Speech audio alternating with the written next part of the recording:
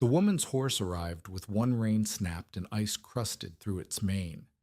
She had ridden 4 miles into a whiteout because she was certain the man inside the shack was already dead. The building was barely visible, a white mound with black sticks jutting from the snow and a thin rope of chimney smoke whipping sideways in the wind. She waded to the narrow passage on the south side, struck the door with her fist, and lifted the frozen latch. Warm air hit her face so hard her spectacles fogged blind. She pulled them off, and the first thing she said was not about the heat, it was about the smoke, why it was sinking toward the floor. In March of 1887, Ansel Dorr owned a mare that coughed when she drank, a saddle with a cracked tree, and $36 folded inside a tobacco tin. The cattle outfit he had ridden for through 2 winters and a Kansas drive had dissolved after losing 400 head in the blizzards of '86.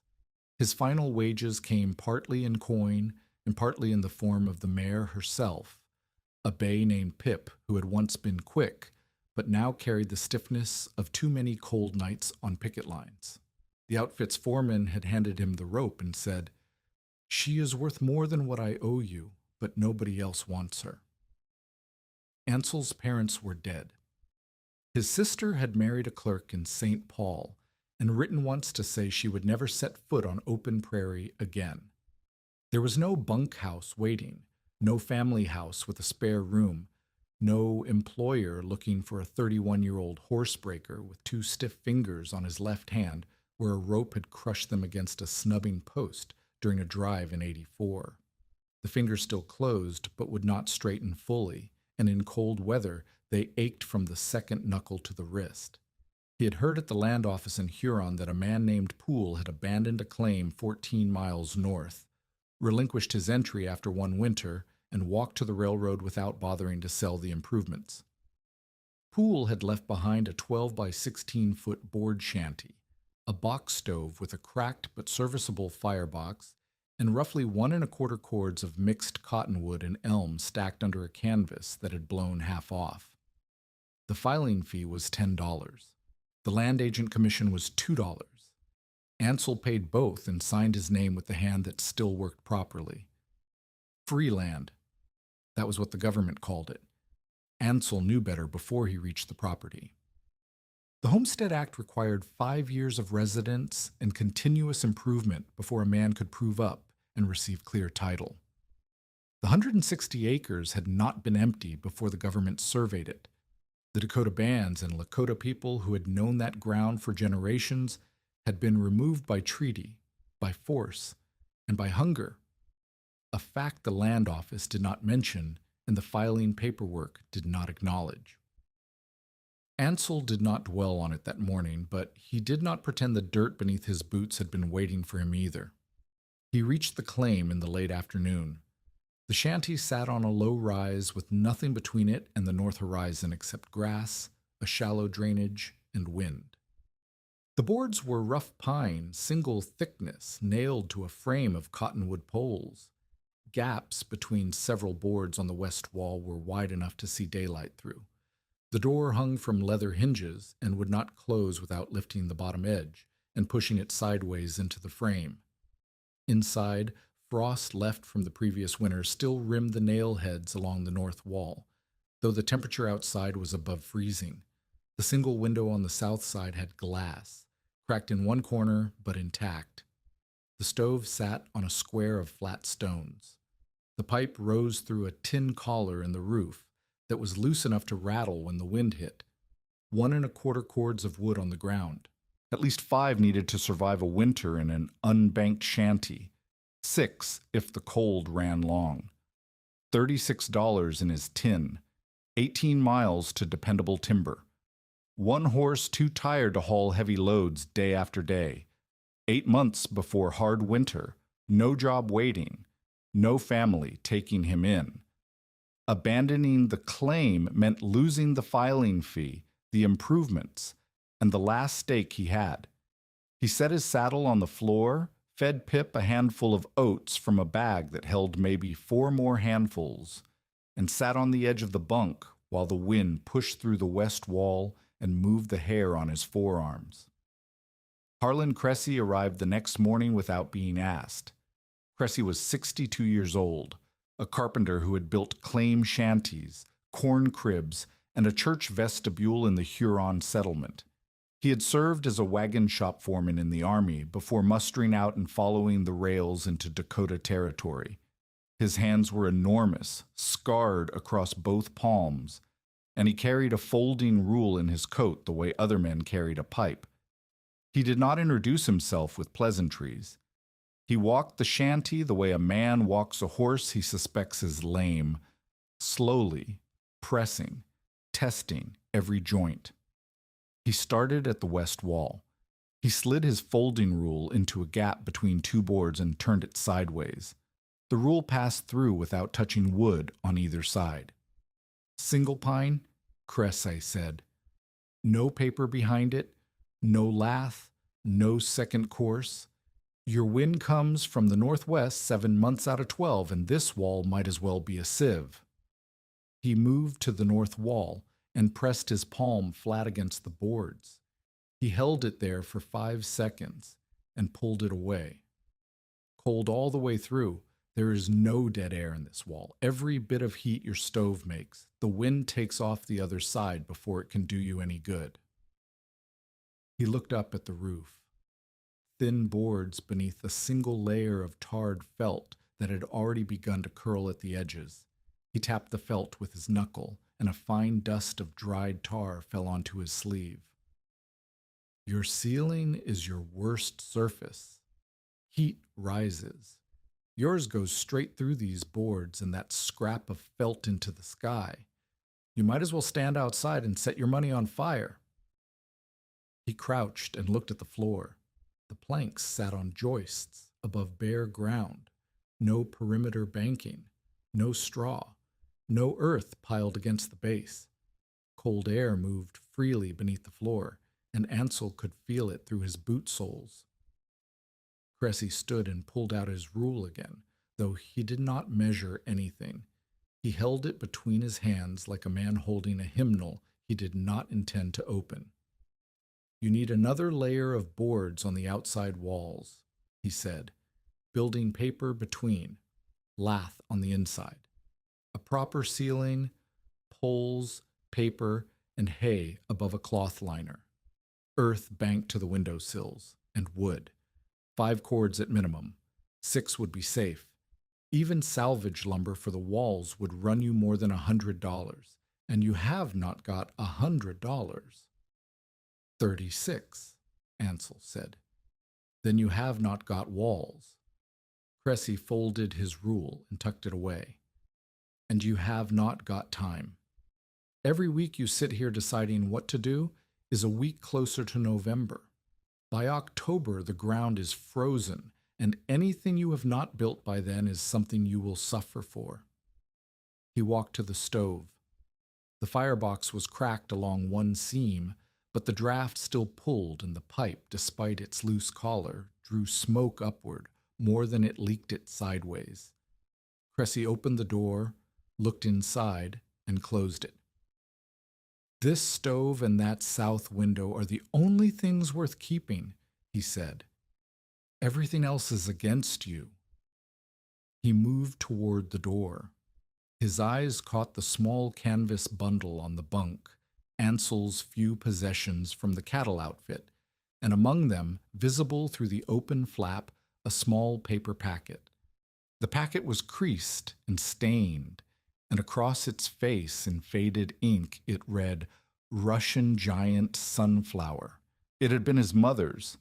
He had carried it since clearing out her kitchen after the funeral. Cressy looked at the packet. He looked at Ansel. Something in his expression shifted, not cruelty, but the tired finality of a man who had watched too many claimants fail and did not have the patience to watch one more do it slowly. Come January, Cressy said, that flower bed will be holding a frozen cowboy. He left without waiting for a response. His boots thudded on the hard ground outside, and then the sound of his wagon rattling south, and then nothing but wind. Ansel tried the conventional approach first. He owed himself that much before he trusted a packet of seeds and a memory. He hitched Pip to a makeshift drag. 2 cottonwood poles lashed in a V with cross pieces and a canvas bed, and rode 18 miles southeast to a bend in the James River where cottonwood and elm grew thick enough to cut. He spent a full day felling, limbing, and bucking with his axe and carpenter's saw. His injured fingers reopened on the second hour. Blood spotted the axe handle and froze in the grain of the wood. The stiffness in the 2 crushed fingers turned into a dull grinding when he gripped the saw, and by afternoon his entire left hand shook when he released it. By evening he had loaded roughly a quarter cord of green cottonwood, and Pip stood with her head low and her ribs pumping. The return trip took longer. The mare stopped twice, coughing from deep in her chest, the sound wet and ragged. She would not move until Ansel unloaded 2 pieces and left them beside the trail, and even then she walked with her neck stretched low, putting each hoof down as though testing ice.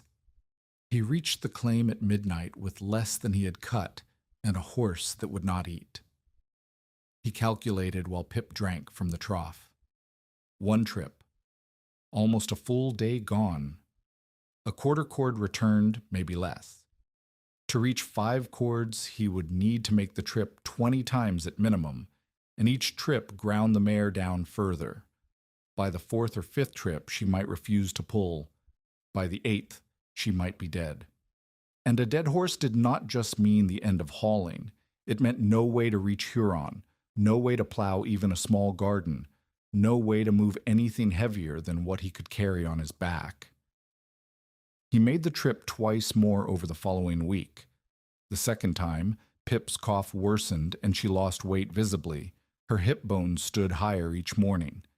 The third time, Ansel loaded less than 1/5 of a cord because the mare simply stopped at the base of a rise and would not pull the drag up it. He unhitched her, carried the wood by hand in 3 trips, and rehitched at the top. The round trip took a day and a half. After 3 trips, he had gained barely half a cord. His total stood at 1 3/4 cords. He needed 5. The mare could not continue. He could buy coal in Huron. But coal cost money he did not have, and hauling it 14 miles posed the same problem. A horse too weak to work, and a man too poor to hire a teamster. He could buy lumber and building paper on credit. Milton Sayer, who ran the lumber yard and fuel brokerage in Huron, had already heard about the new claimant. Sayer was 46, prosperous by settlement standards, and made a portion of his income buying improvements from homesteaders who quit. He kept a ledger of abandoned claims the way a butcher keeps a list of cattle coming to sale. When Ansel came to price boards, Sayer did not quote a cash figure first. He quoted terms.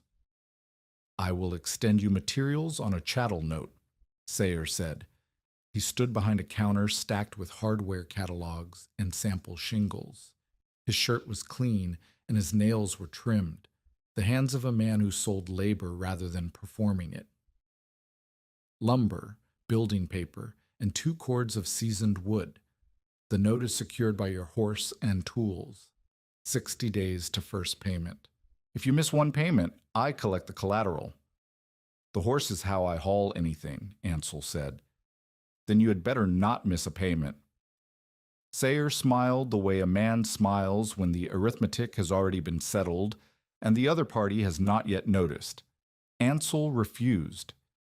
He walked out of the lumber yard with nothing, and Sayer watched him go with the patience of someone who had seen this conversation end in only 2 ways. The man takes the terms, or the man comes back in November and takes worse ones. The refusal created something more dangerous than debt. Sayer now had a reason to want Ansel to fail. Every month the flour fort survived without Sayer's lumber was a month that challenged the premise of his business, that the prairie would break you unless you paid his prices. If Ansel found another way, other settlers might look for their own. He rode home along the North Road in the late afternoon. The snow from the previous week's storm had mostly blown off the open ground. The road was bare dirt, rutted and dry. The prairie on both sides lay flat and stripped, with only brown grass stubble bent south by wind that had not stopped in days. Then the road passed a slough, a low depression filled with dead cattails and tall slough grass that stood 4 and 5 feet high in stiff brown bundles. Ansel pulled Pip to a stop. Inside the grass, snow lay 3 feet deep, white and undisturbed, packed in smooth layers that followed the contours of the standing dead stems. 10 feet from the edge of the grass, the ground was bare. 20 feet out, there was nothing but wind-scoured dirt and frozen ruts. Ansel dismounted. His boots crunched on bare ground. 2 steps later, they sank into white up to the ankle. He waded into the slough grass and pushed his arm into the snow. The surface resisted for a moment. A crust formed by wind, and then his arm sank through softer layers underneath. Crystals, loose grain, compacted only where the wind had pressed it. Deeper still, the snow was almost feathery, untouched by the scouring that had stripped the open road clean. He pulled his arm out and looked at the wet sleeve. He looked at the standing grass, dead, brown, useless for anything practical. And yet it had done something no board wall or sod bank could do. It had taken snow from a quarter-mile of open prairie and held it in one place, 3 feet deep, while the wind tried to carry it to Nebraska. He crouched and studied the stems. They were not solid. Gaps existed between every stalk. The wind was not stopped. It passed through, but slower. He could hear the difference. On the open road behind him, the wind made a flat, steady hiss. Inside the grass, it dropped in pitch. It wandered. It eddied. It set things down. Pip coughed behind him. Ansel stood in the slough for a long time. 2 memories arrived that night, not as ideas, but as images pressed against the dark inside of the shanty. The first, his mother's garden behind their barn in Winona County, Minnesota. She grew Russian giant sunflowers along the west fence every year, enormous plants that reached the barn eaves by August and stood through autumn long after the heads drooped and the seeds fell. In November, the dead stalks still stood. They rattled in the wind like a fence made of dry bones, and by December, snow collected against them in a ridge that his mother never bothered to clear because it kept the wind off her root vegetables stored in the bed below. He remembered the sound of the seeds in her tin cup, the click of them against the metal, the sharp, resinous smell of crushed sunflower leaves on her palm when she wiped her hands on her apron, the roughness of her fingers when she pressed his hand flat against the garden soil and said, "A plant keeps working after it looks dead. Remember that." He had been 8 years old. He had not remembered it for 23 years. He remembered it now. The second memory. His father banking snow against the outside of a root cellar. Every winter, after the first heavy fall, his father would shovel snow against the cellar's north and west walls and pack it firm with the flat of the shovel. The cellar stayed warmer than the barn. His father said the snow was not cold. The snow was slow. It did not let the heat move through it the way bare wood or bare earth did. It held the warmth inside. Ansel had spent 3 winters riding line for cattle outfits. He knew what happened to snow on the open range. Ridges and hilltops blew clean, coulees filled, fence lines caught drifts. Willow thickets held snow while the bare creek banks lost it. Anything that interrupted the wind's path became a trap. He had cursed those drifts while riding through them. He had never thought to use one. He sat on the edge of his bunk and drew with a nail on the back of a shingle. The drawing was simple and wrong in several ways he could not yet see, but the principle was clear. If he surrounded the shanty with standing dead stalks tall enough and thick enough to interrupt the wind would deposit snow against and around the building instead of carrying it away. The snow would become an exterior wall, porous, layered, and slow to conduct heat. The stove would no longer fight the wind alone. It would heat a room that kept its warmth instead of giving it back to the prairie. The design he sketched that first night was a single solid row of sunflower stalks planted tight against the boards. He did not yet understand why that was a mistake. He did not yet know about porosity or stagger or the difference between blocking wind and slowing it. Those corrections would come later, and they would come from someone else's hands. But the core of it was there. The tallest sunflower variety available, Russian giant, already in his mother's packet, could reach 8 to 12 feet under good conditions. 400 plants spaced 10 inches apart in staggered rows would create a barrier roughly 4.5 feet deep around 3 sides of the shanty. If the stalks held through autumn and into winter, they would catch blowing snow the same way the slough grass caught it. The snow would build into a shell. The shell would slow the wind. And his small, cracked, ordinary box stove would finally have a chance to keep the room warm. The gamble was specific. $6 for seed, wire, and manure hauling. Nearly 1/6 of his remaining cash. Weeks of labor, watering, weeding, and bracing plants instead of hauling wood. If the sunflowers failed, too short, too weak, flattened by wind, eaten by grasshoppers, he would have wasted the last warm months on a crop that produced nothing but dead stalks and mockery. He folded the shingle and put it under his pillow. In the morning, he drove stakes at the 4 corners of the shanty and stretched a piece of twine between them at roughly 2 feet from the wall. Almeda Bryce found him measuring the following afternoon. She rode a sorrel gelding and wore a man's canvas coat over a split skirt. She was 35, a widow who ran several hundred deeded acres and about 140 cattle with a foreman and 2 seasonal hands. Her husband had died of pneumonia 3 winters earlier, and she had kept the ranch operating by knowing what every animal and every dollar was doing at all times. She did not offer opinions about other people's business unless those people were about to create a problem she would eventually have to clean up, and a dead man on a neighboring claim was that kind of problem. A body meant a report, a trip to Huron, a burial someone would have to pay for, and weeks of talk about whether anyone could have prevented it. She watched Ansel from her horse for a full minute before he noticed her.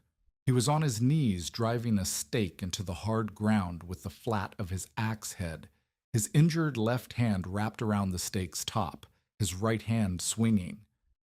"Are you planting a garden?" she asked. "Something like that."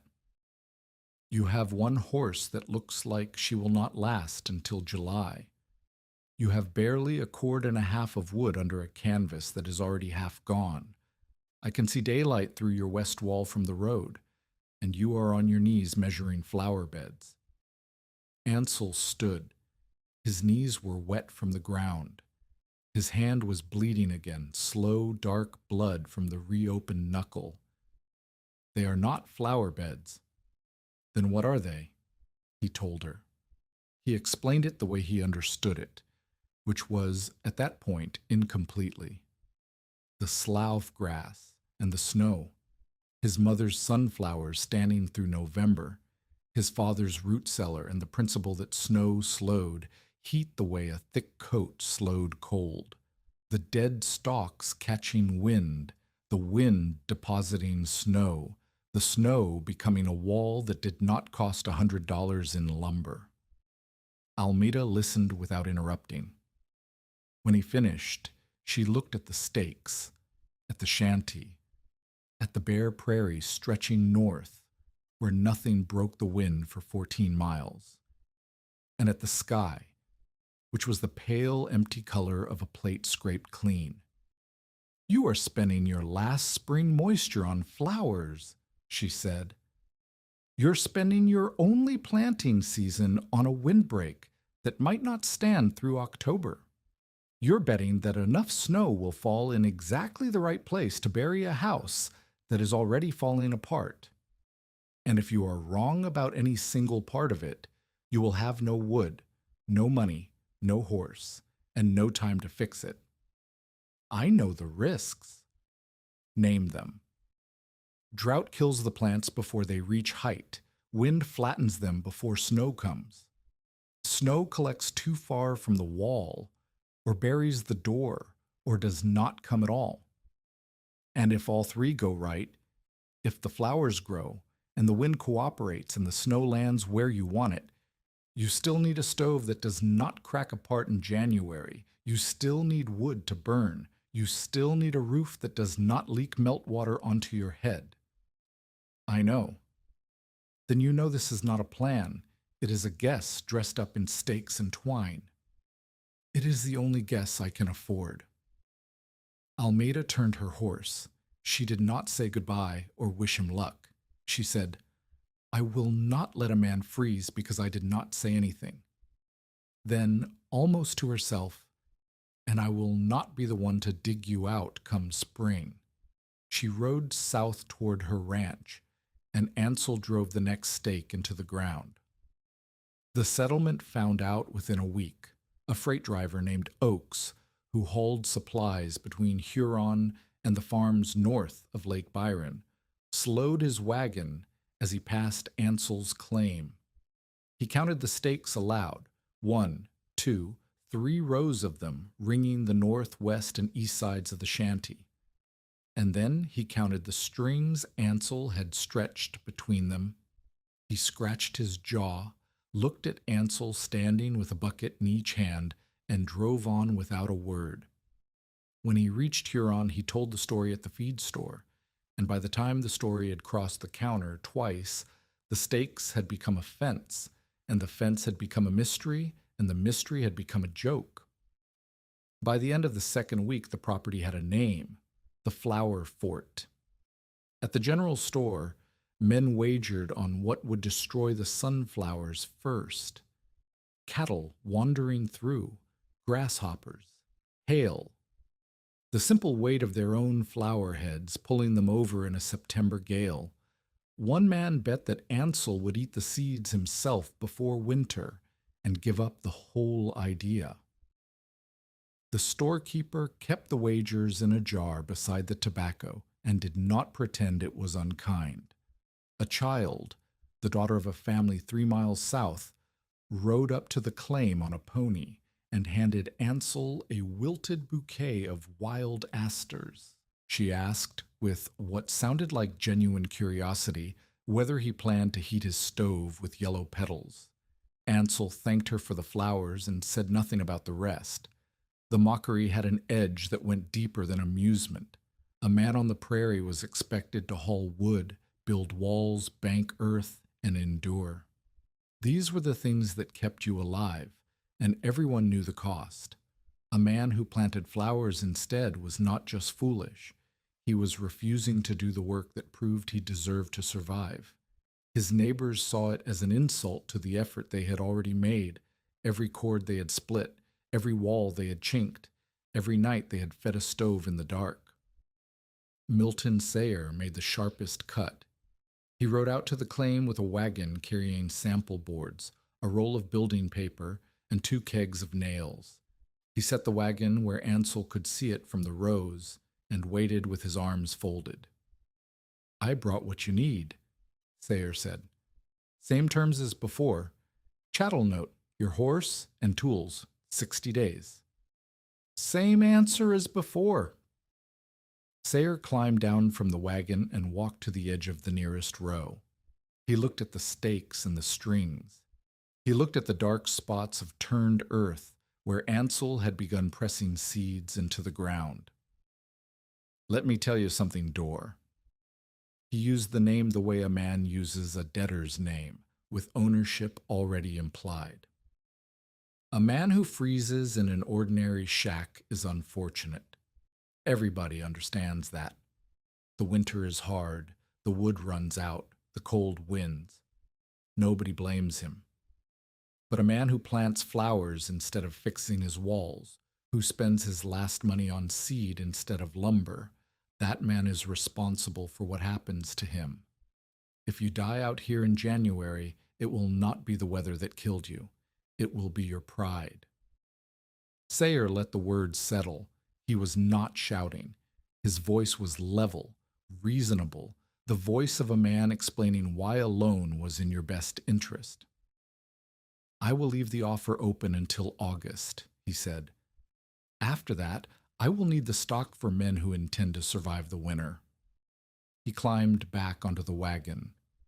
The sample boards caught the late sun as the wagon turned, fresh-cut pine, bright and clean against the brown prairie, and Ansel watched them go the way a hungry man watches a plate carried past his table. The offer had teeth because it contained truth. Sayer was not wrong that the shanty needed walls and a ceiling. The sunflower plan did not replace construction. It supplemented it. But Ansel could not afford both, and he could not afford the terms Sayer demanded. One missed payment, and he lost the mare. Without the mare, he could haul nothing. Without hauling, he could build nothing, reach nothing, survive nothing. Sayer's offer was not a lifeline, it was a leash. The social cost accumulated through April and May. A seasonal employer who usually hired extra hands for haying sent word through a neighbor that he had enough men this year. Almeida's foreman confirmed, without being asked, that Sayer had visited the employer and suggested that Ansel would abandon any hired work the moment his flowers needed watering. Another rancher who might have traded labor for meat rode past the flower fort, looked at the stakes, and decided Ansel was not serious enough to trust with a handshake. Ansel ate alone when he rode into Huron for supplies. He bought salt pork, flour, dried beans, and a small bag of coffee that he rationed at 1/2 strength cup per morning. His cash fell to $27. He did not defend his plan to anyone who asked about it. He did not explain the slough grass or the root cellar or the physics behind the rows. He had learned from years on cattle crews that explaining yourself to men who had already made up their minds only gave them new details to mock. But at night, sitting in the shanty with the wind pushing through the west wall and the nail-head frost glinting in the lamplight, he stared at the stakes outside the window and asked himself whether his silence looked like determination or whether it looked like a man too proud to admit he was dying on his feet. By the end of April, less than half the seeds had sprouted. Ansel had planted 330 seeds in 3 rows, not the 4 the design required, because the supply of twine and wire ran short after the 3rd row, and he had no money for more. He planted by hand, pressing each seed into soil he had loosened with a mattock and mixed with manure gathered from pip and from cow pats he collected along the road. He watered from the well, hauling 2 buckets twice a day, kneeling at each planting hole and pouring carefully to keep the soil damp without washing the seed loose. The well was already slow. By the 2nd week, each haul took longer as the water table dropped. No rain came for 8 days. The soil crusted pale and hard. When he checked the rows on the 9th morning, he found scattered holes where crows had pulled seedlings from the ground, the pale root threads still dangling from their beaks as they lifted into the wind. 63 empty spots in the windward row alone, the row that mattered most, the first barrier the northwest wind would strike. Without that row, the west wall would receive no protection. The wind would pass the house as freely as it passed over bare prairie, carrying its snow to the next obstruction a mile south. The entire system depended on the windward rows being complete, dense, and tall. Gaps wide enough for a horse to walk through would make the barrier useless. He replanted from his remaining seed. 42 seeds left. Not enough to fill every gap, so he chose the positions closest to the northwest corner and left the rest empty, hoping the plants on either side would grow wide enough to compensate. It was not a strategy. It was a prayer placed 10 inches apart in dirt. The rain came 5 days later. a brief cold shower that soaked the top 2 inches and stopped by mid-afternoon. 81 new sprouts pushed through over the following week, pale and fragile, each one barely the width of a match head. But the windward row still had stretches of bare ground 3 and 4 feet wide, and the third row, the one closest to the house, had germinated well, but stood in the shadow of the shanty's east wall, where it would receive the least direct wind and therefore serve the least purpose. He had seeds for 3 rows. The design needed 4. He had plants in the wrong concentrations, thick where the wind was weakest, thin where it was strongest. The spacing was uneven, the depth was inconsistent, and he had no more seed. Ansel stood at the edge of the rows at dusk and counted what he had and what he did not have. 168 living plants. He needed at least 300. The planting window was closing. Every day past mid-May reduced the growing time before frost. The remaining weeks of warm weather had to produce 8 to 11 feet of vertical growth from seedlings that were currently the size of his thumb. He could hear Cressy's voice as clearly as if the carpenter stood beside him. That flower bed will be holding a frozen cowboy. He could hear Sayers. It will not be the weather that killed you. It will be your pride.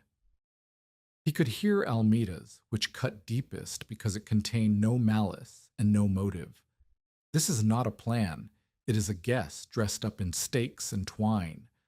The wind moved through the gaps in his incomplete rows and touched the west wall of the shanty, and the boards clicked against their nails the same way they had clicked the first day he arrived. The sound of a house that could not hold its own heat tapping out a count of the months he had left. The question he could not answer, the one that followed him into the dark bunk and sat on his chest while Pip coughed outside in the lean-to, was where he could find enough seed and enough knowledge before the last weeks of planting weather disappeared. He did not know yet that the answer was already in Huron, sitting on a shelf behind a wheelwright's bench, inside a dented tin with planting distances scratched into the lid. Ansel found the seed by accident, or the seed found him. He had ridden to Huron on the first Monday of May to buy flour and a replacement buckle for Pip's bridle. At the general store he asked, without much hope, whether anyone had unsold Russian giant sunflower seed. The storekeeper shook his head and said something about flowers and frozen cowboys that Ansel did not stay to hear. Outside, a man was repairing a wagon wheel in the shade beside the feed building. He was older, 58 or 60, with a short gray beard and forearms roped with tendons that stood out like cables. His right hand trembled when he lifted the spokeshave, a fine shake that he steadied by pressing the tool against the hub before each cut. He wore canvas apron stained with oil and wood dust, and his boots were split along one seam. The man's name was Kaspar Weller. He had been born near the Black Sea to a German-speaking family that farmed sunflowers the way other families farmed wheat, for seed, for oil, for livestock fodder, for windbreaks along garden rows. He had come to Dakota Territory in the 70s and earned his living as a wheelwright, gardener, and general repairman. He could joint timber, set a stove to draw properly, judge soil moisture by squeezing a fistful of earth, and explain why a fence post rotted at the base before it rotted at the top. His hands had done all of these things well for 40 years. Now the right one shook, and the fine work of shaping wheel spokes was becoming a negotiation between what he intended and what the tremor allowed. He had heard Ansel's question through the open door. "Why does a cattle hand need several hundred sunflowers?" Kaspar asked without looking up from the hub. Ansel told him. The slough grass, the snow, the shell, the stove that could not win against the wind alone. Kaspar set down the spokeshave and wiped his hands on his apron. He did not say the idea was good. He did not say it was foolish. He said, "Come outside." Behind the feed building, Kaspar found a patch of bare ground. He broke a dozen willow switches from a stand near the water trough and pushed them upright into the dirt in a single tight row, 6 inches apart. Then he scooped a handful of dry chaff from the mill waste pile and tossed it into the wind. The chaff hit the willow row and piled against it. Some blew over the top, some curled around the ends. Very little passed through. "That is what you drew," Caspar said. "A solid wall. The wind hits it, climbs over it, and drops everything on the other side, or scours around the corners and takes it away. You will get a drift against the wall and bare ground 2 feet behind it." He pulled up every other switch, leaving gaps. 6 switches became 12 inches apart. He tossed another handful of chaff. This time the chaff entered the row, lost speed between the switches, and settled in a wider, shallower band on both sides. Less piled at the face, more drifted through and landed behind. "The wind must enter," Caspar said. "It must slow down. It must put the snow where you need it, not where the wall forces it." Ansel looked at the chaff pattern. He had drawn one solid row against the boards. The snow would have piled against his west wall in a single heavy bank, pressing the boards, wetting the sill, and leaving the north and east sides bare. The design he had been planting for 2 weeks was wrong. Caspar watched him arrive at this conclusion without saying it aloud. Then he reached into his coat and produced a dented tin. The lid was scratched with numbers, row spacing in inches, planting distances, and a rough diagram showing 4 staggered rows with gaps that did not align. The scratches were old. The tin had been carried for years.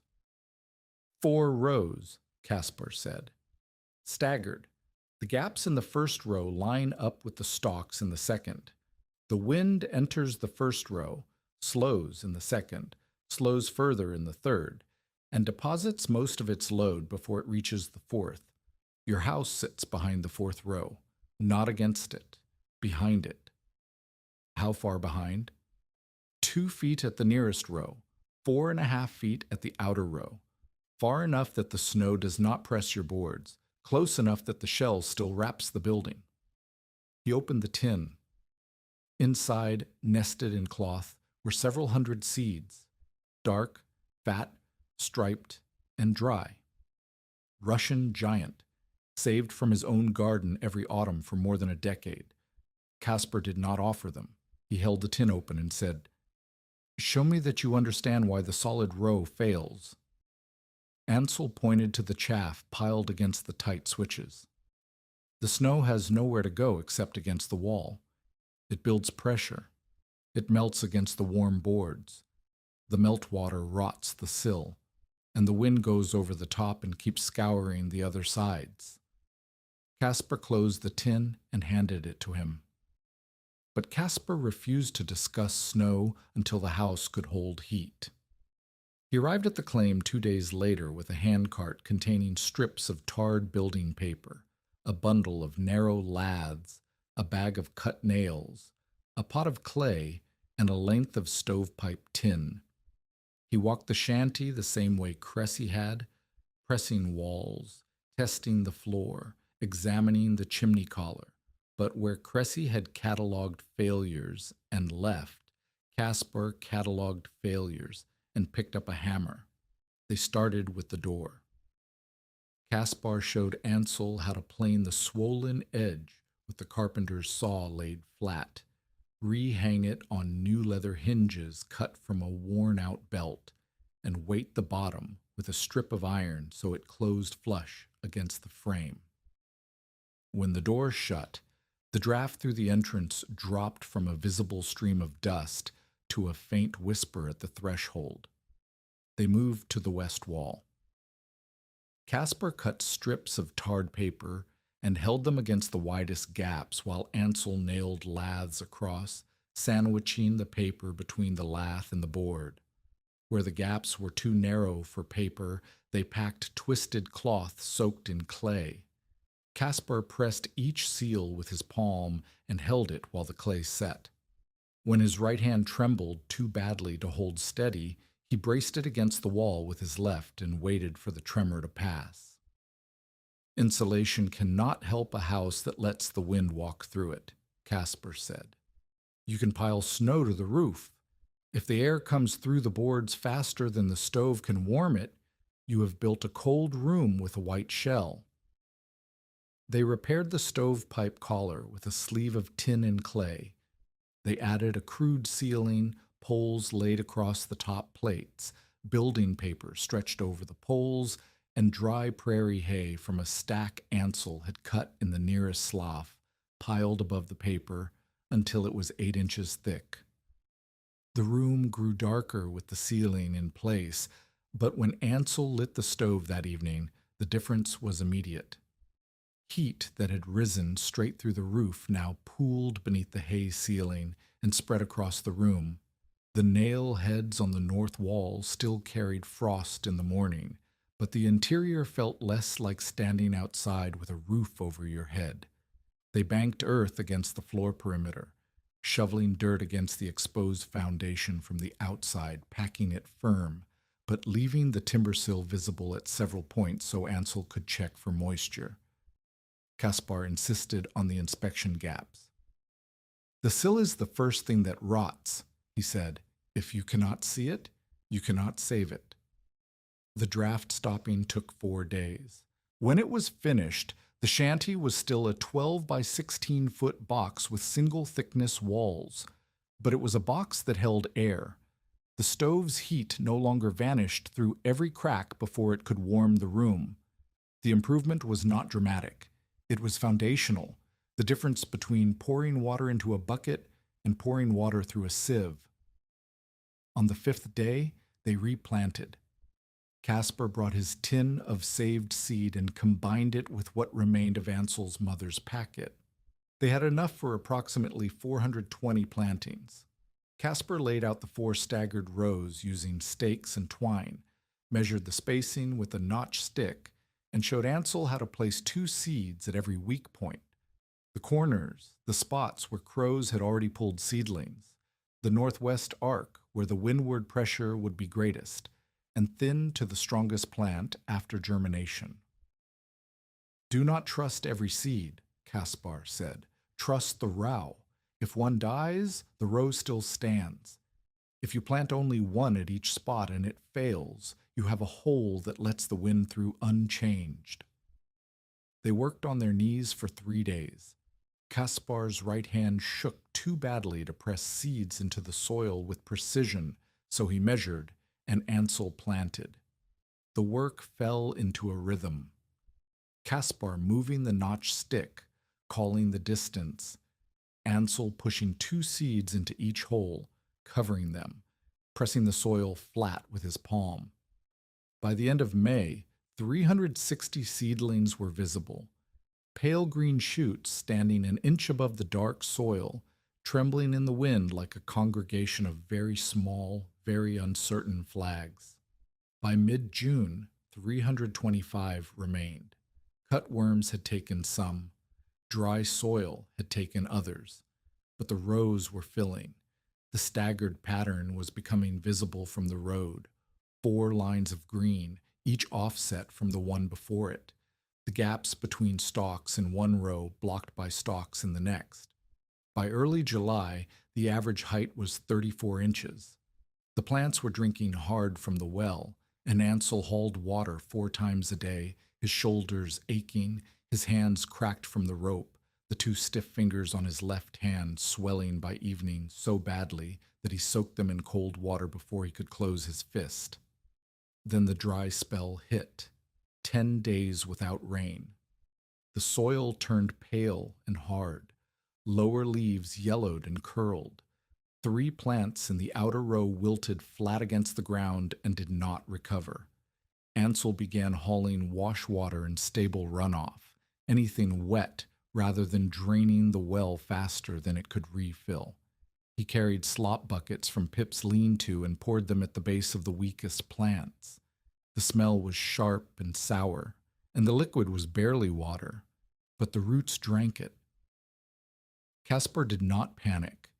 He walked the rows each morning and marked the plants that had stopped growing with a torn strip of cloth. After the dry spell broke, they pulled the marked plants and gave their water and space to the survivors. 21 plants lost, 304 remaining. Then grasshoppers came through in a thin cloud that stripped the leaves from a dozen plants on the east side in a single afternoon. Caspar showed Ansel how to dig shallow trenches between the rows and fill them with water to slow the hoppers' ground movement, and how to cut the worst damaged stalks at the base so the plant's energy went into regrowth rather than trying to sustain dead tissue. 9 more plants lost. Then Pip stepped into a badger hole while Ansel was hauling water from a stock pond a mile east. The mare went down on her right foreleg and came up limping. She could walk, but she could not pull the drag or carry a heavy load. Ansel's ability to haul water, wood, and supplies dropped by half in a single stumble. He spent 2 days rigging a handcart from the drag poles and a pair of salvaged wheels Caspar found behind the feed building. The cart held 2 buckets. The well was 200 yards from the farthest row. The math was simple and brutal. 16 trips a day to keep 400 plants alive with a handcart and a bucket. By late July, the tallest plants passed 6 feet. They were beginning to look like what Ansel had imagined, a rough wall of green surrounding 3 sides of the shanty, swaying in the wind, their broad leaves catching light and shadow. The flower heads had not yet opened. The stalks were thickening, and the roots had gone deep enough that the plants no longer wilted during dry afternoons. The rows had survived drought, grasshoppers, and a lame horse. They had not yet survived wind. On the 4th of August, a thunderstorm rolled in from the southwest. Ansel watched it build, a dark shelf of cloud above a line of rain so heavy it looked like a gray curtain being drawn across the prairie. The wind hit before the rain. It came in a gust that bent every stalk in the outer row toward the house, and 37 plants in the northwest corner went down in a tangle of stems and half-open flower heads. Leaves tore free and plastered against the shanty's west wall. The sound was like 100 green sticks being broken at once. When the storm passed, Ansel stood in the wreckage of the outer row. 37 stalks lay flat or broken. The northwest corner, the most critical windward section, had a gap 15 feet wide. Almeda Bryce arrived the next morning. She had ridden over to check on the damage, she said, though Ansel suspected she had also ridden over to confirm what she had predicted. She looked at the bent stalks, the gap in the outer row, and the 3 inner rows that remained standing, battered, leaning, but upright. "The first real wind," she said, "and your outside row is down." "The outside row," Ansel said, "not the second, not the third, not the fourth. A broken flower is still a broken wall. It is not the wall." Almeda looked at him. She looked at the 3 standing rows. She looked at the gap and the fallen stalks. "Then you had better hope the weather understands your distinction," she said. She turned her horse and rode south. Tell us in the comments, have you ever been judged before anyone understood what you were actually building? 2 days later, a ranch wagon driven by Almeda's foreman, Theo Marden, pulled up to the claim and unloaded a heap of spoiled straw bedding and manure. Marden said it was unwanted waste from the calving shed, and that Almeda had told him to dump it somewhere it would not stink up the ranch yard. He did not make eye contact when he said it. Ansel recognized the gesture, help delivered in the shape of disposal, generosity disguised as inconvenience, and he did not thank her publicly. He used the dry straw above the ceiling to add another 4 inches of insulation and composted the rest around the base of the plants, not against the stalks themselves. Caspar helped him restake and brace the fallen outer row. They drove the stakes deeper and lashed the stalks to horizontal willow withes at 3 feet and 6 feet, tying them in clusters of 4 and 5 so that if one broke, the others would hold. The cross-lashing was Caspar's second major teaching, independent bracing. Do not tie all the stalks into one mass. If the outer line falls, the inner lines can still stand. His third teaching came the same week.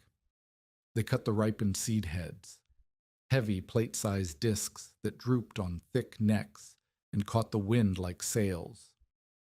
Caspar showed Ansel how to cut them and hang them to dry in the lean-to. The seeds were food, and next year's crop. The removed heads reduced the top weight that could topple the stalks in an autumn gale. His fourth teaching was the most important for survival. Caspar made Ansel mark the chimney zone, the south-facing door corridor, and a low ventilation opening near the floor on the east side. He pounded stakes and stretched twine across these openings so that no stalk, no straw, and no snow would block them. A warm house without air is a dead house, Caspar said. The stove needs combustion air. You need breathing air. The chimney needs draft. If the snow buries everything, the door, the air gap, the pipe, you will not freeze. You will suffocate. He made Ansel crawl through the south corridor wearing mittens and his heaviest coat to prove he could use it after drifting. Ansel's shoulders brushed the stakes on both sides. The corridor was narrow, but it was passable, and Caspar would not let him stand until he had crawled through it 3 times. By October, 286 useful stalks remained. Average functional height was approximately 8 feet, with the tallest reaching 10. The 4 rows were cross-lashed at 3 and 6 feet, with willow withes and salvage smooth wire. Seed heads were stored and drying. The door corridor was clear. The chimney zone was marked. The ceiling had been reinforced with the straw from Almeida's delivery. The draft ceiling held. The earth banking was firm. The stove was clean and drawing well. Total usable firewood, 2 1/4 cords. Still less than half of what Cressy had said was necessary. The season's first hard north wind came on the 23rd of October. It blew for 2 days straight. The stalks bowed south, rattled against their lashings, and recovered when the gusts dropped. The sound was constant, a dry, percussive clatter like someone shaking a box of sticks. One corner post on the northwest began pulling from the soil. Ansel and Caspar reset it using a buried crosspiece, a horizontal plank 2 feet underground that the post could not pull free from without lifting the entire weight of soil above it. Caspar's hand shook so badly during the digging that he could not grip the shovel. Ansel dug while Caspar directed. When the post was set and the dirt packed, Caspar sat on the ground with his hands in his lap and said nothing for a long time. The first light snow arrived in November. It did not form the promised shell. Most of it blew through the rows, leaving shallow ridges at the base of the stalks and a thin dusting on the ground between the shanty and the nearest row. The prairie beyond the stalks was bare. The wind carried the snow south and east, and the rows caught almost nothing. Cressy heard about it. He stopped by the claim and looked at the thin snow with his hands in his pockets. Your screen cannot catch what the wind is not carrying, he said, and he was not mocking. He was observing. Milton Sayer was less restrained. At the store, he announced that Ansel had created a fence that could not even catch snow. He suggested that the settlement begin collecting funds for a burial in the spring. Caspar came to the claim and explained through demonstration. He tossed chaff into a calm breeze, and it fell at his feet. He waited for a gust and tossed again. The chaff sailed 30 yards and settled in the nearest row. The screen needs transportable snow, Caspar said. Snow that is being carried by wind. On a still day with light snowfall, the flakes land where they fall. The rows cannot collect what is not moving across the ground. Ansel waited. The waiting was its own kind of work, harder than hauling water, harder than digging post holes, because it required him to trust a system he could not control. The next heavy snowfall came with wind. The transformation happened over 36 hours. Wind blew from the northwest at a steady clip, driving snow horizontally across the open prairie. Bare ground appeared 50 yards upwind as the wind scoured the surface clean. That snow had to go somewhere. It went into the rows. Ansel walked the perimeter with a measuring stick, a pole marked in 1-foot increments that Caspar had notched for him. North wall, 20 inches and building. West wall, 14 inches. East wall, 8 inches. South door corridor, open. Chimney zone, clear. He pushed his arm into the drift on the north side. The outer layer resisted, a firm crust, wind-packed and dense. Beneath the crust, the snow was looser, layered, with pockets of air trapped between the staggered rows where the wind had eddied and dropped its load unevenly. The layered structure was exactly what his father had described about the root cellar wall, not solid ice, but packed snow with air held inside it. Air that did not move. Air that slowed the passage of heat the way a wool blanket slowed the loss of body warmth. He began a daily record in a small notebook Caspar had given him. Every morning before feeding the stove. Exterior temperature read from the alcohol thermometer hung on the north wall stake. Interior temperature read from a second thermometer beside the bunk. Number of stove charges since the previous reading. Wind direction. Snow depth at 4 marked rods, north, west, east, and south corner. Condition of the sill and chimney opening. The early results were modest but real. Before substantial banking, the shanty fell into the low 40s overnight during a cold wind, even with the stove loaded before sleep. After roughly 2 feet of snow collected on the north and west sides, the overnight low held in the upper 50s with a similar stove charge. The interior wallboards beside the bank no longer carried their morning lines of frost.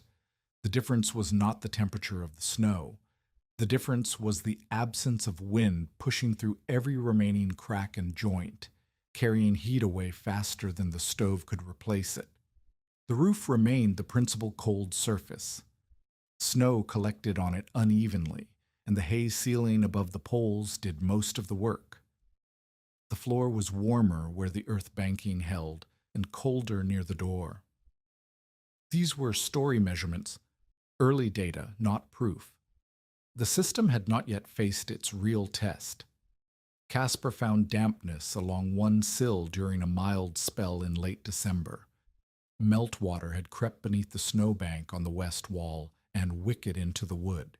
He forced Ansel to dig out the inner snow along a 3-foot section, widen the drainage channel he had cut in the autumn, and pack the area with dry straw before allowing new snow to collect.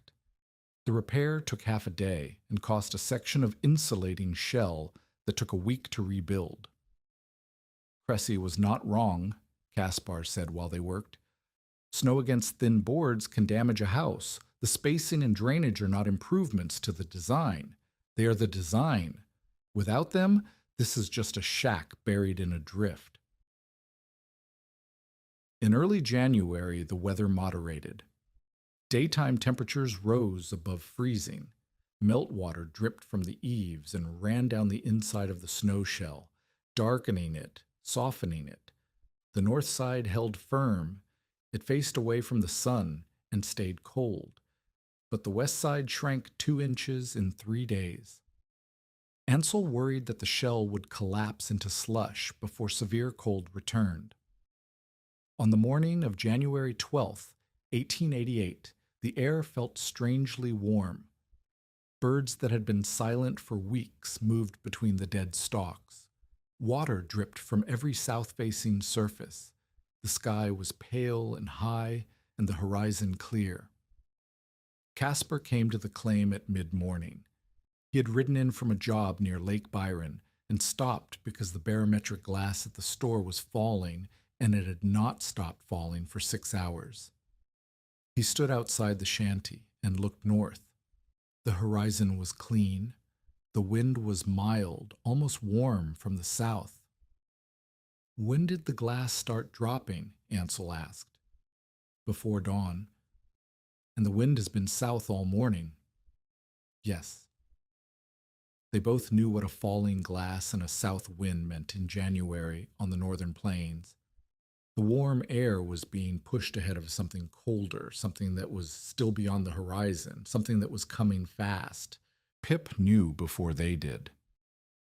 The mare turned in the lean-to and pressed her hindquarters toward the north wall. Her ears flattened.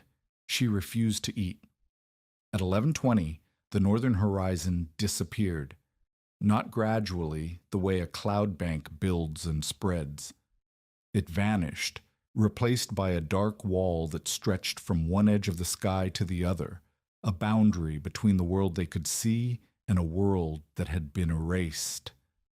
The wall moved toward them at a speed that made Ansel's stomach drop.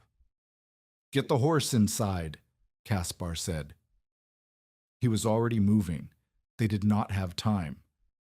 The fine snow reached the shanty before Ansel could lead Pip fully into the lean-to. It came horizontally, driven by a wind that went from mild to violent in less than a minute. The temperature began falling immediately. Not a gentle decline, but a plunge, as though someone had opened a door between the mild morning and a frozen room behind it. The sunflower rose produced a sound Ansel had never heard, a dry, chattering roar, like bones shaken in a wooden box, like 1,000 sticks being rattled at once. The dead stalks vibrated in the wind. The lashings hummed. The willow withes creaked.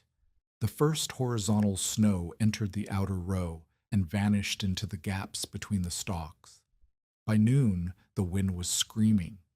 Snow streamed through the rows in visible bands, thick where the gaps aligned, thin where the staggered stalks interrupted the flow. Ansel could not see the outer row from the door. He could not see 3 feet beyond the threshold. The air was white and moving, and filled with a sound that was less wind than assault. At 12:40, the west corner brace tore loose. The sound was a crack, followed by a long, scraping rasp as stalks struck the wall. The lashing had pulled free from the buried crosspiece, and a section of the outer row was folding inward. Ansel tied a rope around his waist. He anchored the other end to the base of the stove, the heaviest object in the room, and crawled through the south corridor into the wind. The corridor was already narrowing. Snow had built along both sides, reducing the passage from 3 feet to less than 2. He crawled on his belly, the rope paying out behind him, the wind pressing his coat against his back like a hand pushing him down. He reached the west corner. The crosspiece had shifted in the thawed ground, and the post leaned 15 degrees inward. 2 stalks had snapped. 3 more were bending against the wall. He could not reset the crosspiece in these conditions. The wind would take his hands before he finished digging. Instead, he drove the post back with his mallet, tied a new line from the post to the nearest intact lashing, and pulled the broken stalks away from the boards. He was outside for less than 20 minutes. When he crawled back through the corridor, his right cheek was white and numb, the first stage of frostbite. 2 fingers on his already damaged left hand were bleeding inside his mitten where the cold had cracked the scarred skin. The shell formed while he warmed his hands beside the stove. Through the south window, he watched the outer row disappear. Snow filled the staggered gaps layer by layer, not building a smooth slab against the boards, but accumulating in the complex pattern Caspar had demonstrated with chaff and willow switches. The wind deposited snow in the first row, lost velocity, deposited more in the second, lost more, and by the time it reached the fourth row, the air was slow enough that the snow settled rather than blasted. The result was not a wall of ice. It was a layered mass, firm crust on the outside where the wind packed it, looser deposits between the rows, pockets of trapped air where eddies had dropped their load and moved on. The depth grew throughout the afternoon. North wall, 28 inches by 1 o'clock, 36 inches by 3, 42 by dark. West wall, 24 inches by mid-afternoon, 32 by evening. East wall, 18 inches, building slowly because the wind came from the northwest and the east side sat in partial lee. The south wall and doorway remained mostly clear. The wind carried snow past the opening rather than into it. The chimney zone Ansel cleared twice, crawling onto the low roof from the lee side and sweeping snow away from the pipe with a broom. Inside, the box stove burned steadily, not roaring, not packed to the gills. A moderate fire, 3 sticks at a time, fed every 40 minutes. With the door shut and the draft seals holding, the alcohol thermometer beside the bunk climbed through the 50s and into the 60s. The room was warm, not comfortable in the way a heated parlor is comfortable, but warm in the way that matters when the air outside is trying to kill you. Warm enough that Ansel's wet mitten steamed when he hung it near the pipe. Almeda Bryce had seen the wall coming from her ranch house 4 miles south. She stood at her kitchen window and watched the northern horizon vanish, and her first thought was not about her cattle or her hay stores or her roof. Her first thought was about the man with 1 3/4 cords of wood and a house wrapped in dead flowers. She waited 2 hours, hoping the storm would break. It did not break. The wind increased. Visibility dropped to the distance between the house and the barn, 100 feet that might as well have been a mile. Her foreman, Theo Marden, told her not to ride. She did not argue with him. She put on her heaviest coat, wrapped a scarf across her face until only her eyes showed, and walked to the barn. Marden followed her. They saddled 2 horses, tied a rope between the saddle horns, and rode north into the white. The ride took more than an hour for a distance that normally took 20 minutes. They navigated by fence posts, counting them. When the fence ended, they followed the drainage north by feel, the slight downslope on their left, the wind angle on their right cheeks. The horses walked with their heads turned sideways, ears flat, eyes half closed against the driving snow. They nearly passed the shanty.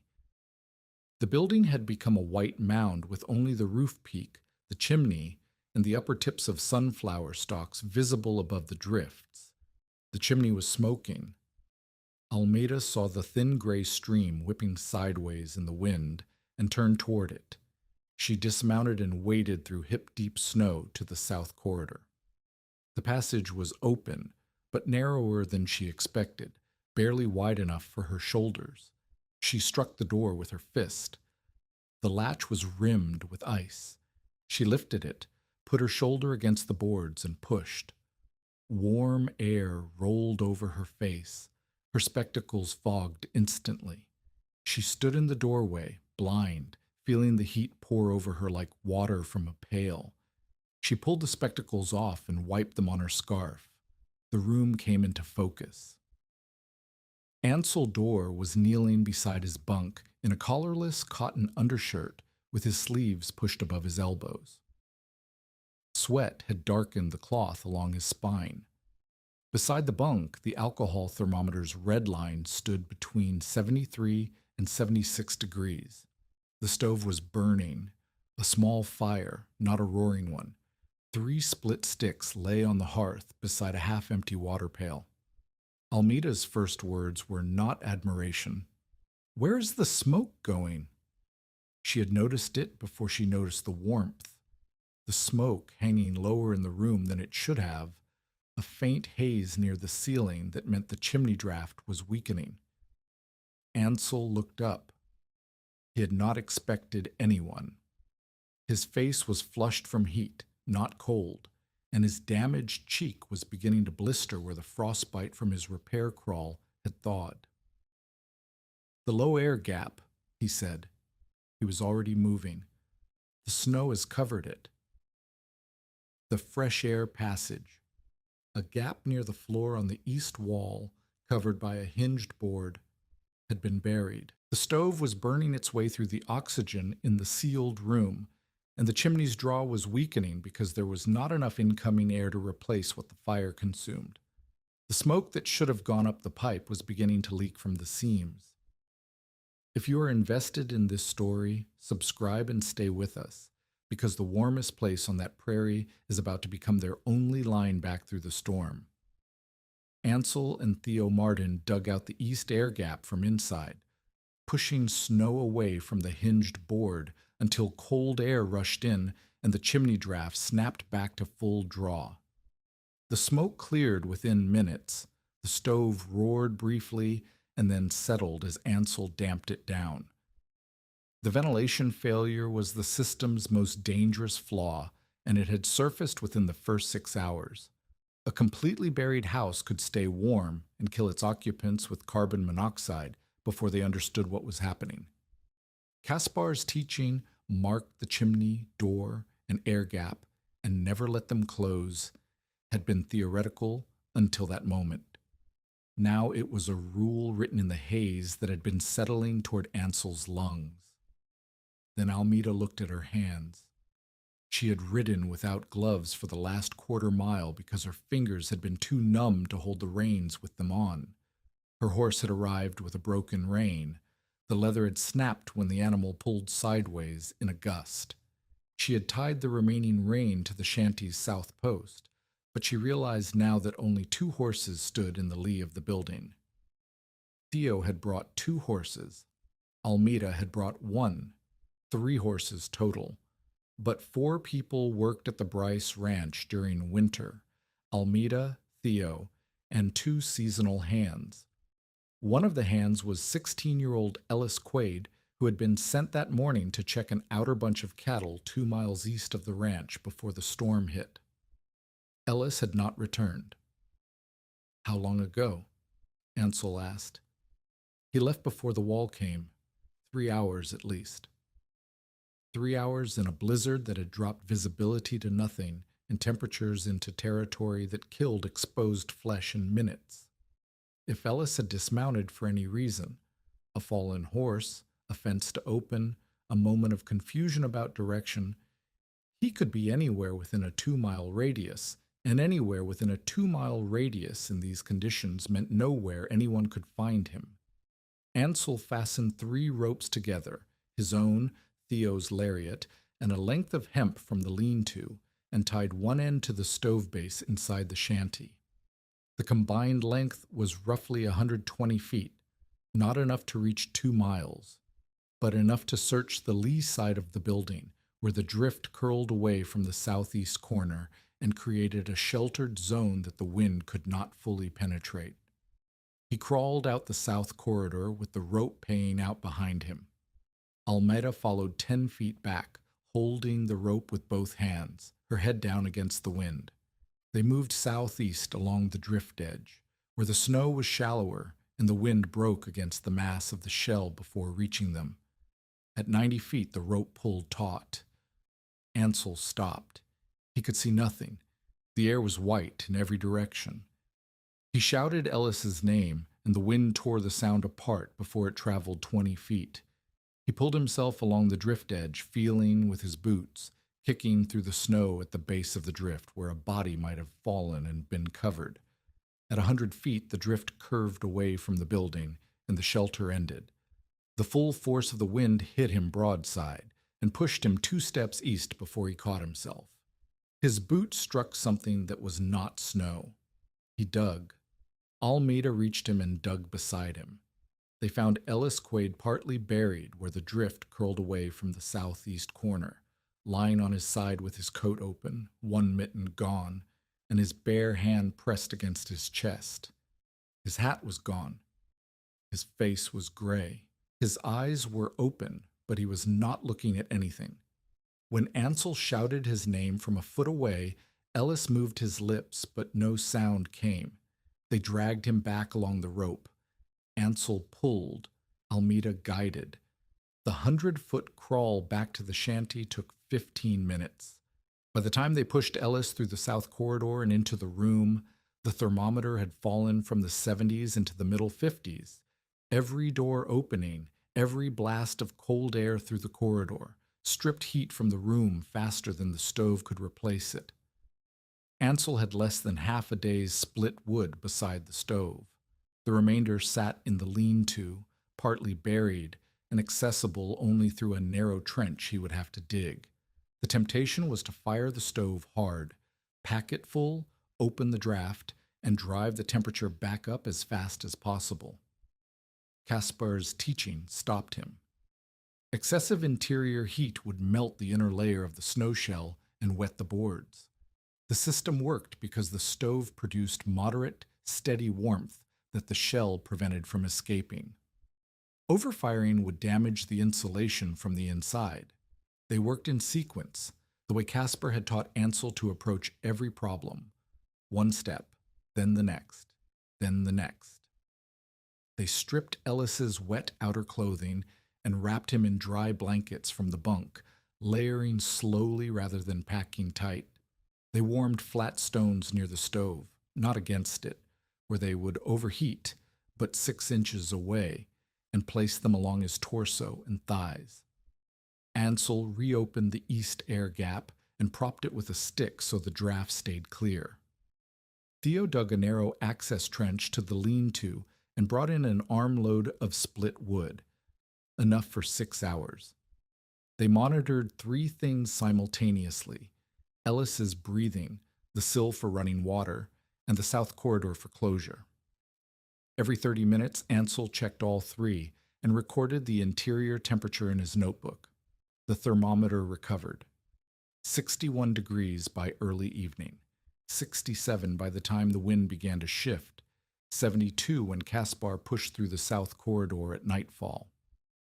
Caspar had been 4 miles east when the storm hit, helping a mother and her young son secure a sod-walled claim house that had lost its door. He had stayed with them through the worst hours, bracing the door frame with timber from their woodpile, and then followed the visible sunflower tops and Ansel's rope line through the last quarter mile to the shanty. His hands were useless. The tremor had worsened in the cold, and his fingers could not close around a knot or grip a tool.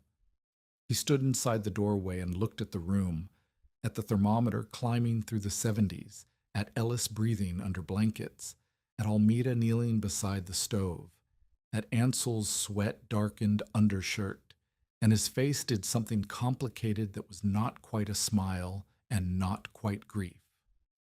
He tested the walls by driving a thin iron rod through the snow at several points. On the north side, the rod passed through dense crust, then softer layers, then loose snow, then a final dense layer near the boards. On the west side, the snow was more uniformly packed, denser, less insulating, but more resistant to wind. The east side still had pockets of loose snow between the rows. "The west side is compacting," Caspar said. "It will lose some of its ability to slow heat, but it will hold against the wind longer than the other sides. The north side still has the layers you need." He did not take over. His hands would not let him. Ansel made every decision: when to feed the stove, when to check the air gap, when to dig the corridor wider, when to leave it alone. Caspar watched and spoke only when he saw a mistake forming. The rest of the time he sat near the stove and held his shaking hands in his lap. Over the central 48 hours, the storm held the northern plains in a grip that killed more than 200 people across the region. At the fictional claim 14 miles north of Huron, Ansel's record showed exterior conditions reaching the upper 30s below zero after the main whiteout passed, and the sky cleared to a brutal, star-filled cold. Wind remained violent enough to scour exposed ground clean and build drifts that buried fence posts to their tops. Inside the shanty, the temperature generally remained between the low 60s and mid 70s, while the stove was tended with moderate, steady charges. When Ansel allowed the fire to fall nearly out for a controlled 2-hour period, an experiment Caspar insisted on, the room cooled gradually rather than plummeting. After 2 hours without fire, the thermometer read 51 degrees. In an unbanked shanty of the same construction, the interior would have been near freezing within 30 minutes of the stove going cold. The stove consumed far less fuel than Cressy had predicted because the walls were no longer hemorrhaging heat through every crack and gap. The snow shell did not create warmth. It held the warmth the stove produced, the same way a winter coat does not generate heat but prevents the body's heat from escaping. Ellis survived. His bare hand would lose feeling in 2 fingers permanently, but he lived. Almeida's horses survived in the protected lee of the building with blankets over their backs. Ansel's frost-bitten cheek blistered and peeled, but healed. His already damaged left hand stiffened further where the cold had opened the old rope scars. On the morning of the 14th, the wind dropped. Dawn light turned the snow shell blue and pink, and then a hard, clean white. The stalks stood locked inside the layered snow like black bones in a pale body. The chimney trailed a thin line of smoke into still air. The south corridor was open. The door worked.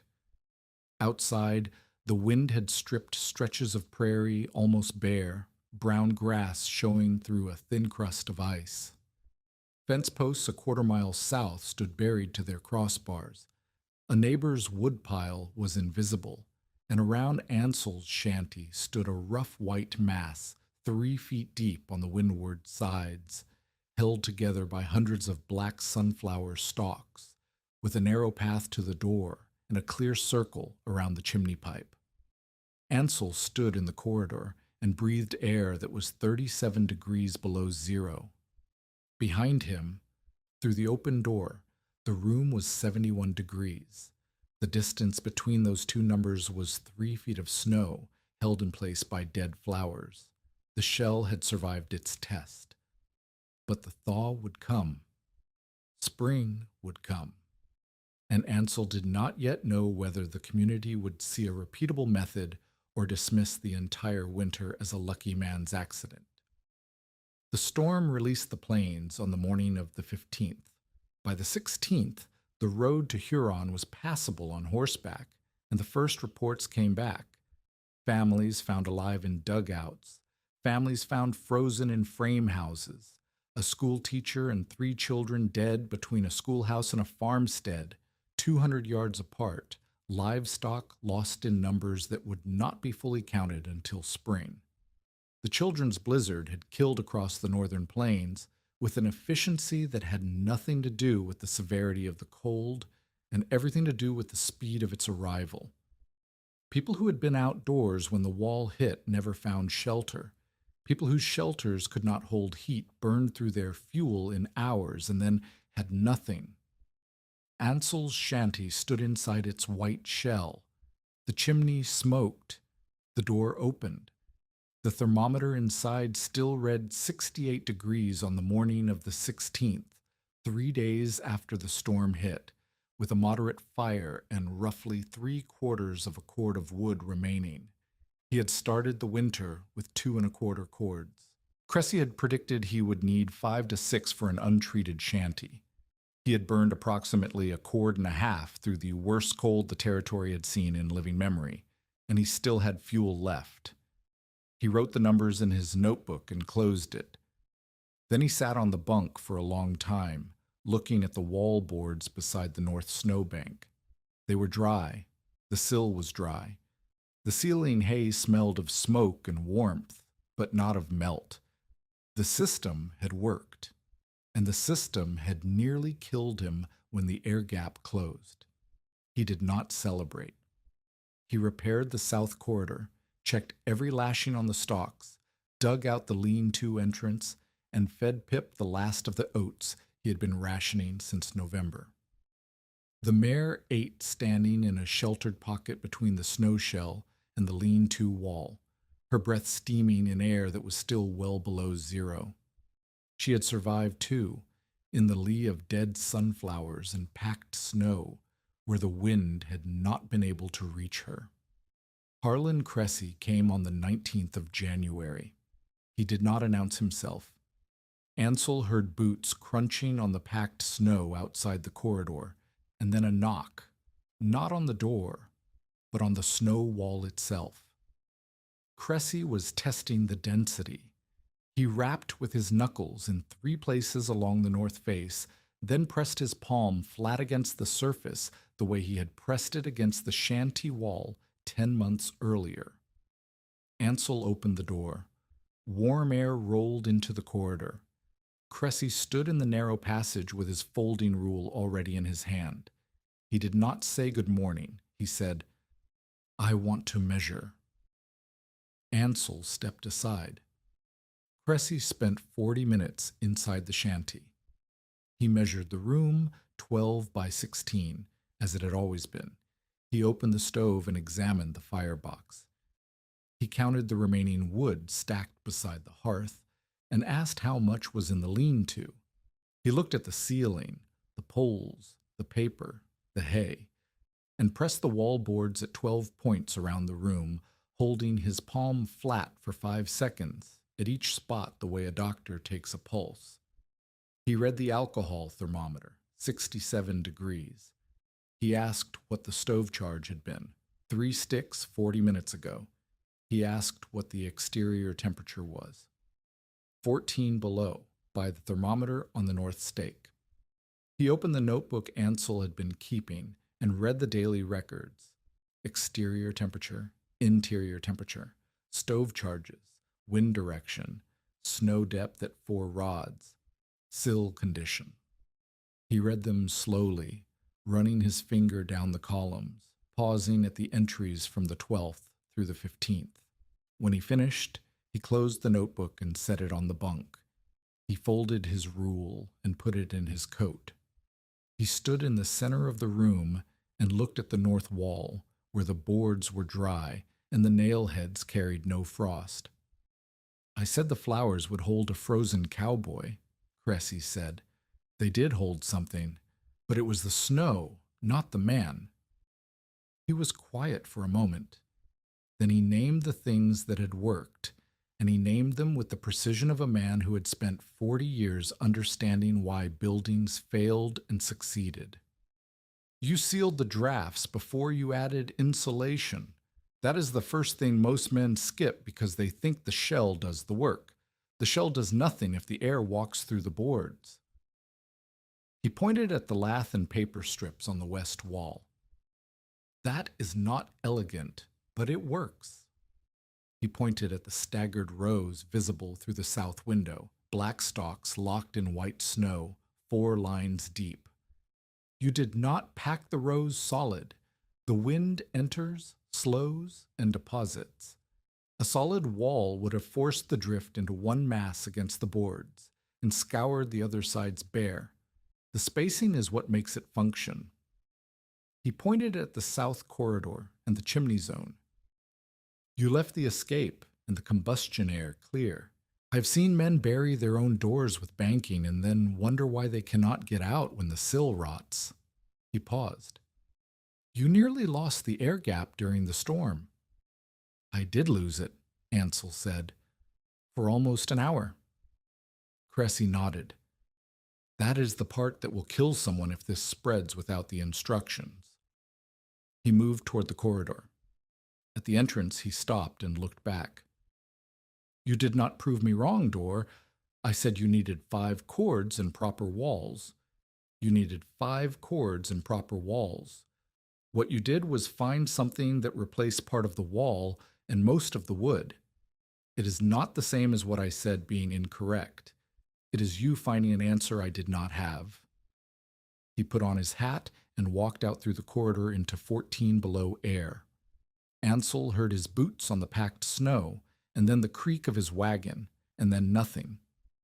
It was the longest speech Cressy had ever made in Ansel's presence, and it was the first time anyone with building knowledge had said in specific terms what the system did and did not do. Almeida's conversion was quieter and had already begun during the storm. She returned to the claim 3 days after Cressy's visit. She brought a calibrated thermometer, better than Ansel's alcohol tube, borrowed from the storekeeper, and a notebook of her own. She wanted numbers.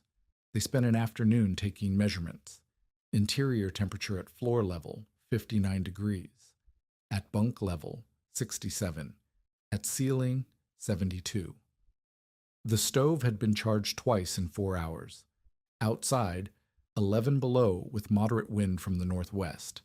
She measured the snow depth at each of Ansel's 4 rods and wrote the numbers beside his. She pressed her hand against the interior wallboards the way Cressy had, holding each spot for 5 seconds. North wall beside the deepest snow bank, cool but dry. West wall, slightly colder, still dry. South wall with minimal banking, noticeably colder, with a faint draft at one unsealed knothole. "What does the bunkhouse at your ranch read in this weather?" Ansel asked. "With the stove running 50 to 55 degrees at bunk level, near freezing at the floor when the wind blows. We burned 6 cords between November and March. I have used 1.5 cords through the worst of it, and I have 3/4 left." Almeida wrote the comparison in her notebook. She did not write a conclusion.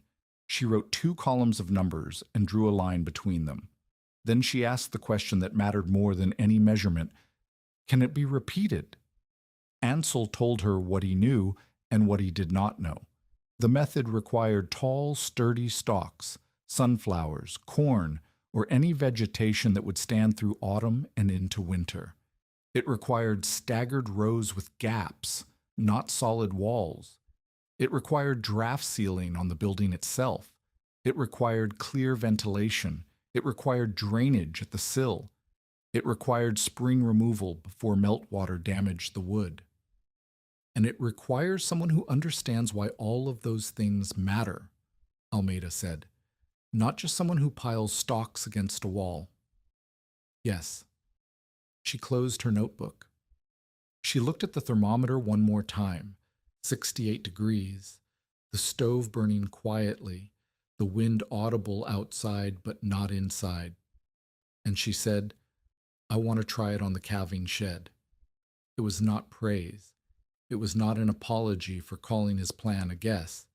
It was something more useful than either. It was a woman who ran a ranch saying that the method was worth her time and her lumber and her risk. The community came to Ansel's claim in 1s and 2s through late January and February. A widow named Clara Holst, who lived alone on 80 acres east of the James, asked whether 2 rows of sunflowers would protect a chicken coop. She had lost 11 hens during the blizzard when the wind tore through the thin board walls, and the stove she kept in the coop went out. A family named Pedersen, husband, wife, and 4 children in a claim shanty not much larger than Ansel's, asked whether the method worked on a sod house. Their walls were thick, but their door faced north, and the drift had sealed them inside for 2 days. A school teacher named Ferris asked whether a windbreak of standing stalks could protect the outhouse path between the school and the privy, so children would not have to cross open ground in a blowing storm. Each question was specific. Each required a different answer. Ansel did not hand out seed and say good luck. He walked each property with the person who lived there, studied the wind direction, looked at the building's weak sides, and sketched a layout that fit their particular situation. 2 rows for the chicken coop. It was small enough that 2 would suffice. Sunflower rows offset from the sod house's north door to create a sheltered approach without burying the entrance. A low, single-row barrier along the outhouse path, not to catch deep snow, but to break the wind at child height. He asked for no payment. He asked only that each family save twice as much seed as they planted and return the surplus after harvest. The seed network would grow the method faster than any single man could build it. Caspar worked beside him through February and March. They built small test panels, 4-foot sections of staggered sticks pushed into thawed ground, and used chaff to show each family how the wind behaved around porous barriers versus solid ones. Caspar explained the plants. Ansel explained the ropes and bracing and emergency access. Cressy contributed safe chimney clearances and roof repair techniques for houses that would carry snow loads they had never been designed to bear. The teaching was collaborative and imperfect. Ansel did not have all the answers. He told Clara Holst that he did not know whether 2 rows would catch enough snow to insulate a structure as small as a chicken coop. The building might be too narrow for the shell to form properly. He told the Pedersons that sod walls already insulated well, and that the sunflower rows might serve them better as a wind barrier for their door approach than as an insulation system. He told Ferris that the outhouse path barrier should be placed far enough upwind that the drift formed between the barrier and the path, not on the path itself. He was learning by teaching, which is the only way to discover what you do not yet understand.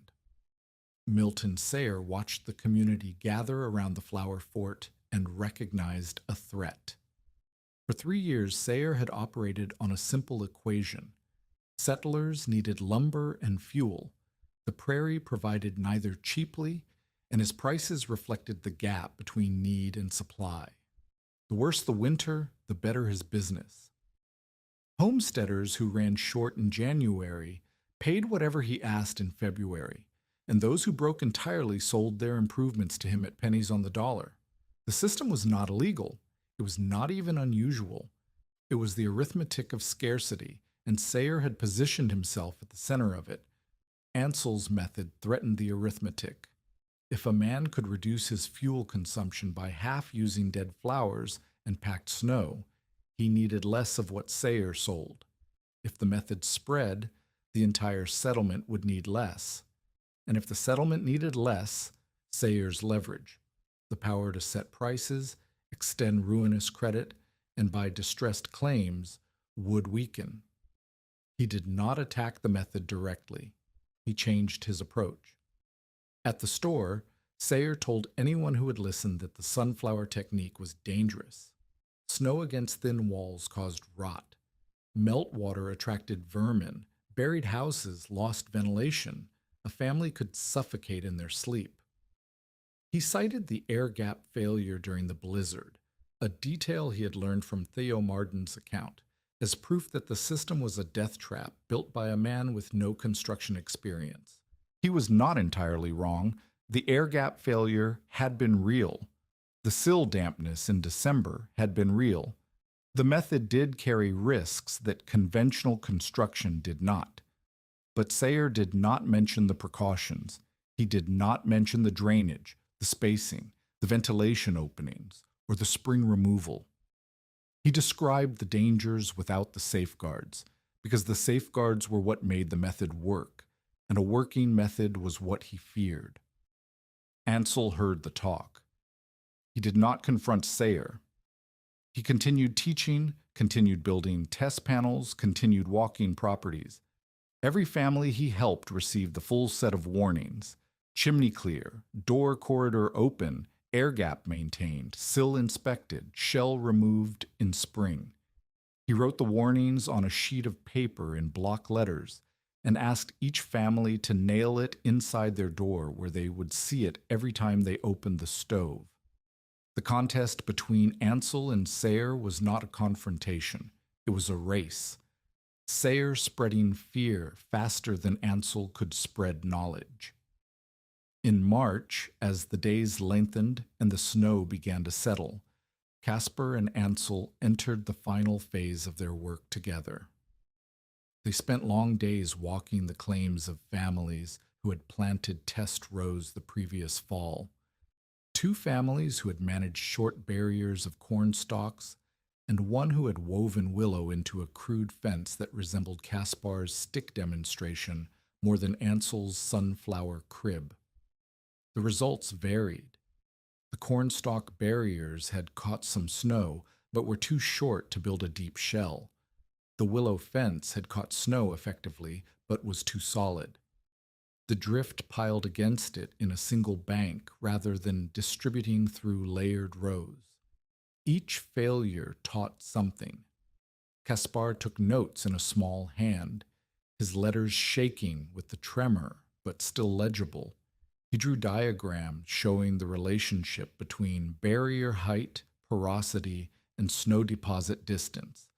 He scratched formulas on shingles on Doigt Sinain, not mathematical equations, but practical rules. If the barrier is half as tall as the building, expect the drift to reach only the lower wall. If the barrier is too dense, the drift will form against it rather than behind it. If the barrier is too open, the wind will pass through unchanged.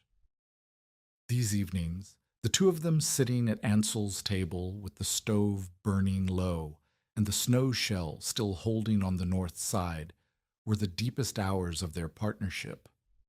Caspar talked about his childhood near the Black Sea, where his family grew sunflowers in rows so long they disappeared into the heat shimmer. He talked about the oil press his grandfather operated, and the way sunflower hulls burned hotter and longer than straw when fed into a brick stove. He talked about coming to America with his wife, who had died of cholera on the Missouri River, and about his daughter who had married a carpenter in Nebraska and written twice asking him to come and live with her. Ansel listened. He asked questions about airflow and planting density and stalk strength, and Caspar answered them. He asked questions about Caspar's wife, and Caspar answered those too, in a quieter voice, with his shaking hands folded on the table. They disagreed once, sharply. Caspar wanted every family to plant 4 rows. Ansel argued that 4 rows required too much seed, too much water, and too much labor for families who were already stretched past their limits. 2 rows around a small building or a sheltered approach, a targeted application, not a full shell, might be enough to save lives without demanding resources that homesteaders did not have. 2 rows will not build a shell, Caspar said. 2 rows will break the wind. That is not the same thing. Breaking the wind might be enough for a family with a sod house. They already have thick walls. They need the door protected, not the building buried. And when a family with a board shanty hears that 2 rows worked for a sod house and plants only 2 rows for themselves, they will freeze. Then we teach them the difference. Caspar set his shaking hands flat on the table. Teaching is harder than building, Ansel. Building you do once. Teaching you do for every person who will ever touch the method, and every one of them will hear what they want to hear, not what you said. He was right, and Ansel knew he was right. But the choice between a perfect system that nobody adopted and an imperfect one that kept some people alive was not a theoretical argument on the prairie. It was the distance between a corpse and a cold family that survived until spring. They did not resolve the disagreement. They carried it with them through the rest of March, and it informed every teaching session, Caspar insisting on 4 rows for board structures, Ansel allowing 2 for sod and stone, both of them refusing to endorse any installation without drainage, ventilation, and the warnings nailed to the door. In April, Caspar's daughter sent rail fare and a letter asking him to come to Nebraska before winter. Caspar read the letter aloud to Ansel. His voice was steady. His hands were not. The tremor had worsened through the winter. The cold seemed to accelerate it, and the fine work of scratching planting distances into tin lids or shaping willow widths into bracing hoops had become impossible without help. He could still walk a property and read the wind. He could still explain the principles. But his body was leaving him the way winter left the prairie, not all at once, but in stages that could not be reversed. He gave Ansel the dented seed tin on a Tuesday evening in late April. The tin was lighter than it looked. Inside, the cloth was stained with oil from years of handling, and the scratched figures on the lid, row spacing, planting distances, wind direction arrows, had been worn smooth at the edges where Caspar's thumb had rubbed them while thinking. I showed you where the snow falls, Caspar said. You learned when it must be moved. Ansel took the tin. He turned it over in his hands. The metal was warm from Caspar's coat. What if I get it wrong? Ansel asked. You already got it wrong. The solid row. The sill that went damp. The air gap that closed. You got it wrong and you fixed it. That is not the same as getting it right the first time, but it is more useful. Caspar left the next morning on the stage to Huron, where he would catch the train south. Ansel drove him in the cart because Pip was still too lame to carry a rider. They did not speak much during the ride. At the stage office, Caspar climbed down, took his bag, and shook Ansel's hand with both of his, the left one steady, the right one trembling against Ansel's knuckles. He did not say goodbye. He said, Do not let anyone build it without the warnings. The stage pulled away. Ansel stood beside the cart and watched it go until the dust settled and the road was empty. That evening he sat at the table with the seed tin in front of him and the stove burning the last of the winter wood. The shanty was quiet. The snow shell on the north side had shrunk to a gray ridge along the base of the stalks, and water was beginning to pool in the drainage channel he had cut in the fall. Spring was arriving, and with it the obligation to remove the shell before meltwater damaged the wood. He opened the tin and looked at the scratched figures. 4 rows, staggered, porous, 2 feet from the nearest wall, 4.5 at the outer row, clear chimney, clear door, clear air. Caspar's handwriting, if scratches in tin could be called handwriting, was the only map Ansel had now. The man who had drawn it was on a train to Nebraska, and the hand that had held the nail was shaking too badly to hold it again. Ansel closed the tin and put it on the shelf beside the thermometers. Outside, the last sunflower stalks stood in a ring of dirty snow, stripped of their heads, stripped of their leaves, black and skeletal against an April sky that was beginning to soften toward blue. They had done their work. In a week, he would cut them down and burn them.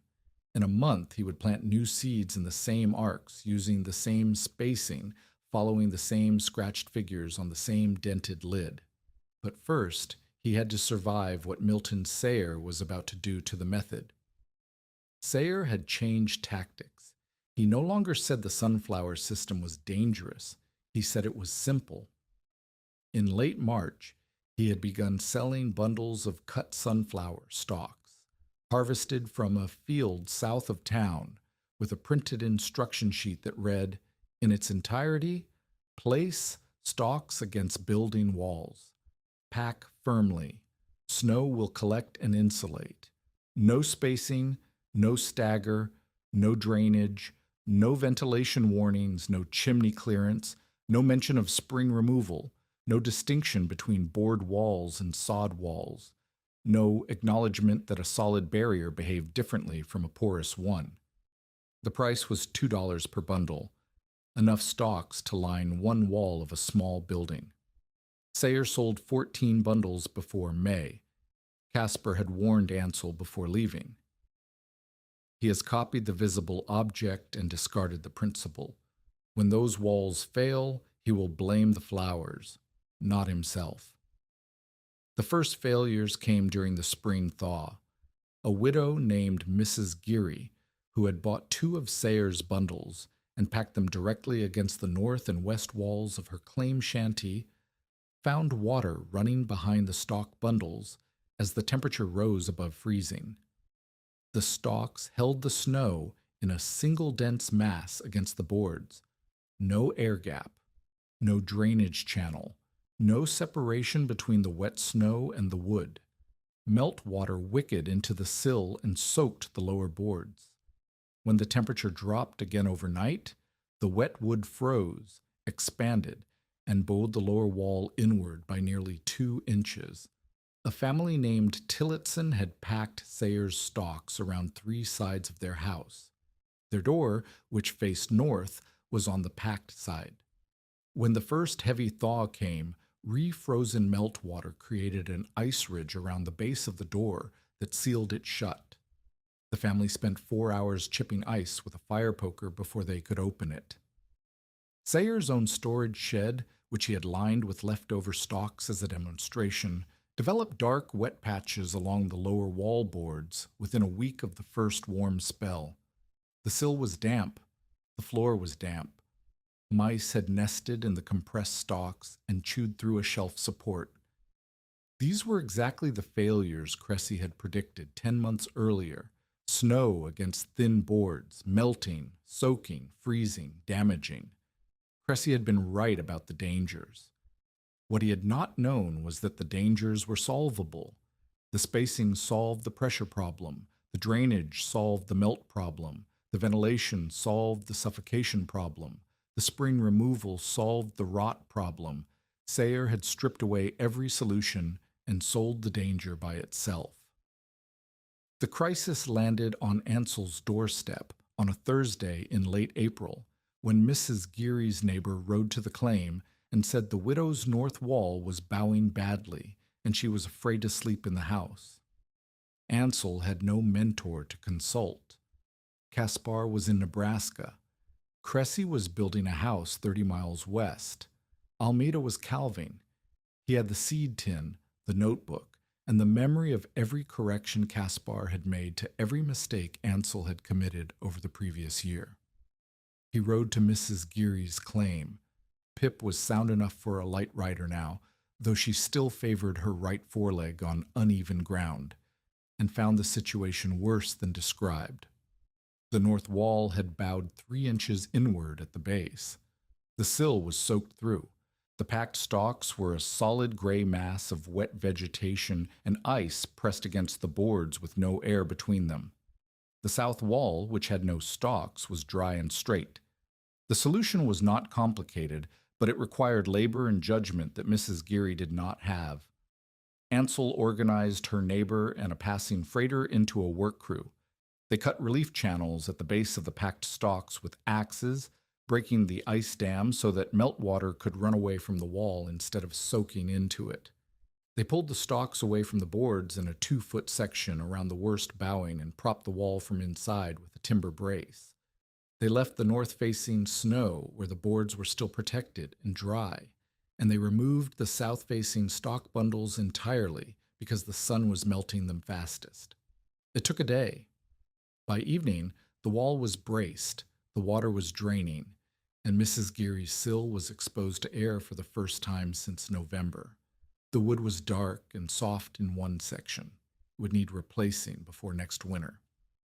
Over the following week, Ansel visited 3 more families who had used Sayer's bundles. At each property, he found the same pattern. Snow packed directly against boards, no drainage, no air gap, wet sills, bowed walls, frozen doors. At each property, he organized the same response. Cut relief channels, remove the stalk bundles from the worst sides, brace from inside, expose the sill to air. Almeida supplied teams for 2 of the properties. Her ranch hands, who had been skeptical of sunflowers throughout the previous year, now worked beside Ansel without commentary. They had seen the inside of his shanty during the blizzard. They had carried Ellis Quaid through the South Corridor. Whatever they thought of flowers, they did not argue with 75 degrees. Cressy returned from his western job and directed the shoring of Mrs. Geary's wall. He worked beside Ansel without mentioning the irony. The carpenter who had predicted that snow would damage boards now repairing boards that had been damaged by snow applied incorrectly. If this story reminds you that preparation is more than buying supplies, that understanding a system matters more than owning its parts, share it with someone who needs to hear it. The secondary cold snap came in early May, a late season freeze that dropped temperatures below zero for 3 nights. The families whose packed stocks had been partially removed were now more exposed than they had been before the thaw. But the families whose walls Ansel had repaired and braced survived the freeze without further damage, because the relief channels kept meltwater away and the remaining snow on the north side still provided some wind protection. Sayer's shed was not repaired. The wet sillboards darkened further during the freeze, and by mid-May one corner post had shifted. He said nothing about it publicly, but he stopped selling stock bundles. Milton Sayer asked Ansel to inspect the shed on a warm afternoon in late May. He did not ask politely. He did not apologize. He stood at the edge of his lumber yard and said, "The corner's moving. If you know how to fix it, fix it. I will pay for materials." Ansel walked the shed. The damage was consistent with everything he had seen at the other properties. Wet sill, bowed wall, shifted post. The stalks had been packed solid, with no spacing, no drainage, and no ventilation. The snow had done exactly what snow does when pressed against thin wood. It melted, soaked, froze, expanded, and pushed. He told Sayer what needed to happen: replace the sill section, reset the corner post, add drainage, and never pack material directly against the boards again. Then he said one more thing. "Take the instruction sheet out of your store." Sayer's jaw tightened. "That sheet brought me customers." "That sheet will bring you a family frozen in a house they cannot open, or suffocated in a house they sealed shut. The instructions you printed left out everything that keeps people alive." "Then write better instructions." "I already did. Every family I visited received the full warnings. Every one of them can tell you what your sheet did not say." Sayer looked at his shed. He looked at the dark sill, the shifted post, the gap where the corner had moved. He said nothing for a long time. Then he said, "The stocks were not what you were selling." Ansel said, "I was never selling stocks." He fixed the shed. He did not charge for the labor. He left a copy of the warning sheet nailed to the inside of the door. Sayer did not thank him, but the printed instruction sheets disappeared from the counter by the end of the week. In their place, Sayer stacked copies of Ansel's warning sheet, the one with block letters, the one that said chimney clear, door corridor open, air gap maintained, sill inspected, shell removed in spring. It was not a conversion. It was a man protecting his business by attaching himself to the method he had tried to destroy. But the warning sheets were in every house that bought stock bundles after that, and the families who read them did not pack snow against their walls without drainage. Whether Sayer's motives mattered less than the fact that the knowledge was spreading correctly was a question Ansel did not try to answer. He had enough to do. Summer was coming. 400 new seeds needed planting, and the scratched figures on the dented tin lid were the only guide he had left. By the second summer, the seed network had taken root. Ansel had asked each family he taught to save twice the seed they planted and return the surplus after harvest. 14 families had planted test rows in the spring of 1888, some with Russian giant sunflower, some with tall corn, 2 with a mix of sunflower and willow, and by September, 11 of those families had produced viable stands tall enough to function as winter cribs or wind barriers. The 3 that failed had planted too late, too sparse, or in soil too dry to support the growth.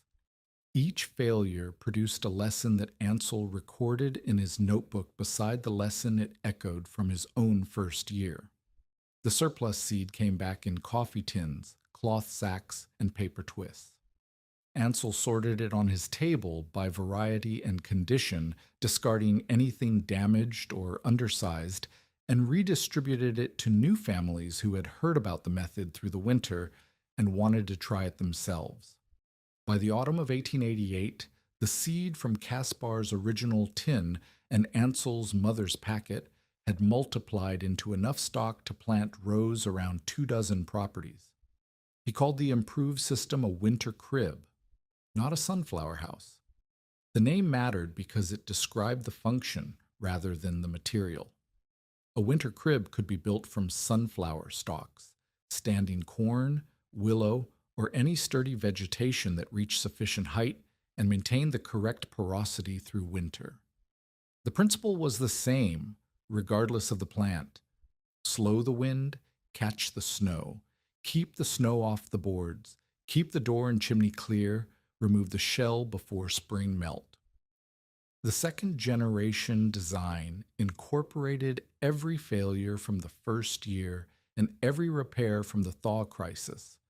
Removable outer bracing panels that could be taken down in spring without cutting lashings. An 18 to 24-inch inspection gap at vulnerable sill sections so homeowners could check for moisture without dismantling the bank. A drainage trench pitched away from the house at a grade steep enough to move meltwater even when the ground was still partially frozen. A wider south escape corridor, 3 feet minimum, marked with tall poles so the passage remained visible even when the drift buried the lower walls. Marker poles at the chimney and air gap painted bright so they could be found in a whiteout. No snowbank against unprotected stovepipe penetrations. Seed heads removed before high autumn wind to reduce sale area. And the list of what the system could not do, which Ansel insisted was as important as the list of what it could. It could not replace a safe stove. A cracked firebox that leaked smoke would still leak smoke inside a snow shell. It could not repair a leaking roof. Water from above would rot the ceiling regardless of what stood outside. It could not protect a house during a snowless cold wave, because without transportable snow, the rows had nothing to catch. It could create smoke danger if ventilation closed. It could damage wood during thaw if drainage failed. It should not be applied blindly to every building shape. A house with a chimney on the windward side required a different layout than one with the chimney on the lee. Ansel wrote these limitations on the same warning sheet that listed the safety rules. Every family that received seed received the sheet. The knowledge and the caution traveled together, bound by the same piece of paper nailed to the same door. The teaching changed both the teacher and the community. At Almeida's ranch, the calving shed became the most visible test of the method's adaptability. Almeida had deliberately left one wall of the shed untreated, no stock rows, no banking, no windbreak sawing, so she could compare snow accumulation and fuel use between the protected and unprotected sides. Her ranch hands, who had spent the previous year making quiet jokes about the flower fort, now counted stove charges and measured drift depths with the same painted cedar poles the school children used. The comparison was plain. The protected side of the calving shed held heat measurably better during cold wind. The unprotected side lost warmth through the boards at a rate that required twice the stove feeding to maintain the same interior temperature. Calves born on the protected side in January survived their first night at a higher rate than calves born on the exposed side, because the temperature difference at floor level, okram, where a wet newborn calf lies on straw, was the difference between survival and hypothermia. Almeida did not announce the results at a public meeting or invite admiration.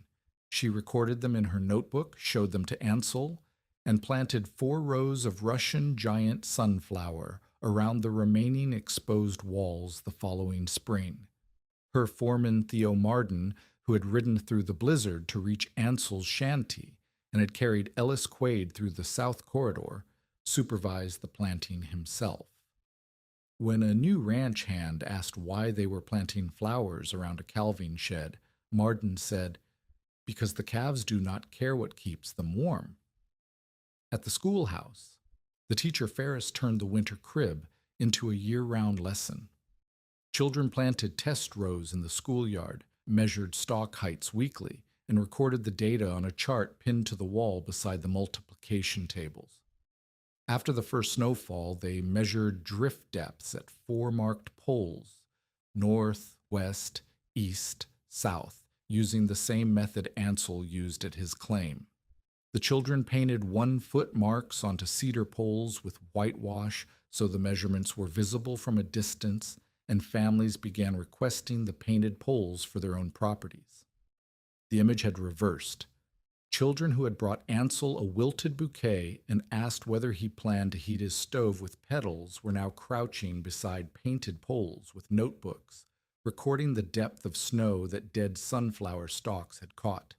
The mockery had become measurement, the joke had become data, and the child who had delivered the bouquet, the daughter of the family 3 miles south, planted her own test row at home, tended it through the summer, and presented her drift measurements to the school the following January, with the quiet confidence of someone who had proven something with her own hands. Not every settler adopted sunflowers. Some used standing corn rows, easier to grow, nearly as effective when tall enough, and providing fodder as well as wind protection. Others wove willow into portable panels that could be moved between buildings as needed. One family near Lake Byron built a slatted wooden fence using salvaged lumber and achieved similar snow-catching results without planning anything at all. The broader legacy was not the sunflower itself, it was the understanding that a porous barrier could manage drifting snow, placing it where it served as insulation rather than letting the wind carry it away or pile it where it caused damage. The public meeting happened before the planting season of 1889. Cressy had organized it. He wanted the settlement to agree on a set of safety standards before another winter brought more installations and more shortcuts. The meeting took place in the schoolhouse on a Saturday afternoon in late March. 31 people attended, including Ansel, Almeida, Cressy, Ferris, Mrs. Geary, the Pedersen family, and Milton Sayer, who sat in the back row with his arms folded and his hat still on. Cressy spoke first. He described the structural risk of snow banking, sill rot, wall bowing, door blockage, ventilation failure, and then he described the precautions that addressed each risk. He used Ansel's warning sheet as a reference, reading each line aloud and explaining the construction principle behind it. He was thorough and precise, and he did not credit the precautions to Ansel or to Caspar. He described them as sound building practice that any competent carpenter would recognize, because framing the knowledge as common sense made it harder for anyone to dismiss as one man's eccentricity. Ansel spoke second. He described the first-year failures. The solid row that would have packed snow against the boards, the sill that went damp in December, the air gap that closed during the blizzard, the corner brace that tore loose in the whiteout. He described each failure and the correction that followed. He did not present himself as an expert who had designed a perfect system. He presented himself as someone who had made mistakes faster than the weather could punish them, and fixed each one before it became fatal. Almeida spoke third. She presented the calving shed comparison, stove charges per day, floor-level temperatures at midnight, calf survival rates across 2 January weeks, in the same flat numerical language she used for cattle records. She did not interpret the numbers. She read them aloud and let the room do the arithmetic. The numbers were more persuasive than any argument because they came from a woman the settlement trusted to count honestly, and because they measured something every rancher in the room cared about, whether a calf lived or died on its first night. Then Milton Sayer stood. The room watched him. Mrs. Geary, whose north wall he had helped damage with his stripped-down instructions, sat 3 rows ahead with her hands in her lap. The Tillotson family, whose door had frozen shut, sat near the window.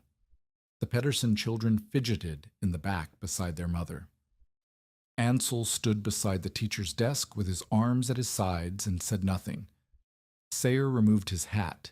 He held it in both hands and looked at it rather than at the room.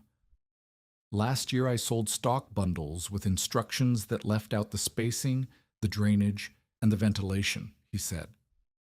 He paused. The room was quiet. The instructions were incomplete. The damage that resulted was my responsibility. Mrs. Geary shifted in her seat but did not speak. I told people this method was dangerous, Sayer continued. I was partly right. It is dangerous when it is done wrong. So is building a chimney. So is setting a stove. So is leaving a horse saddled in a lightning storm. The danger is not the method. The danger is leaving out the parts that make it safe. He looked up from his hat. He looked at Ansel. The look was not warm. It was not apologetic. It was the expression of a man who had been forced by his own damaged shed and his own reputation to acknowledge something he would have preferred to bury. Dorr did not promise that dead flowers make heat, Sayer said. He taught us how to make drifting snow stop taking it. I did not understand the difference.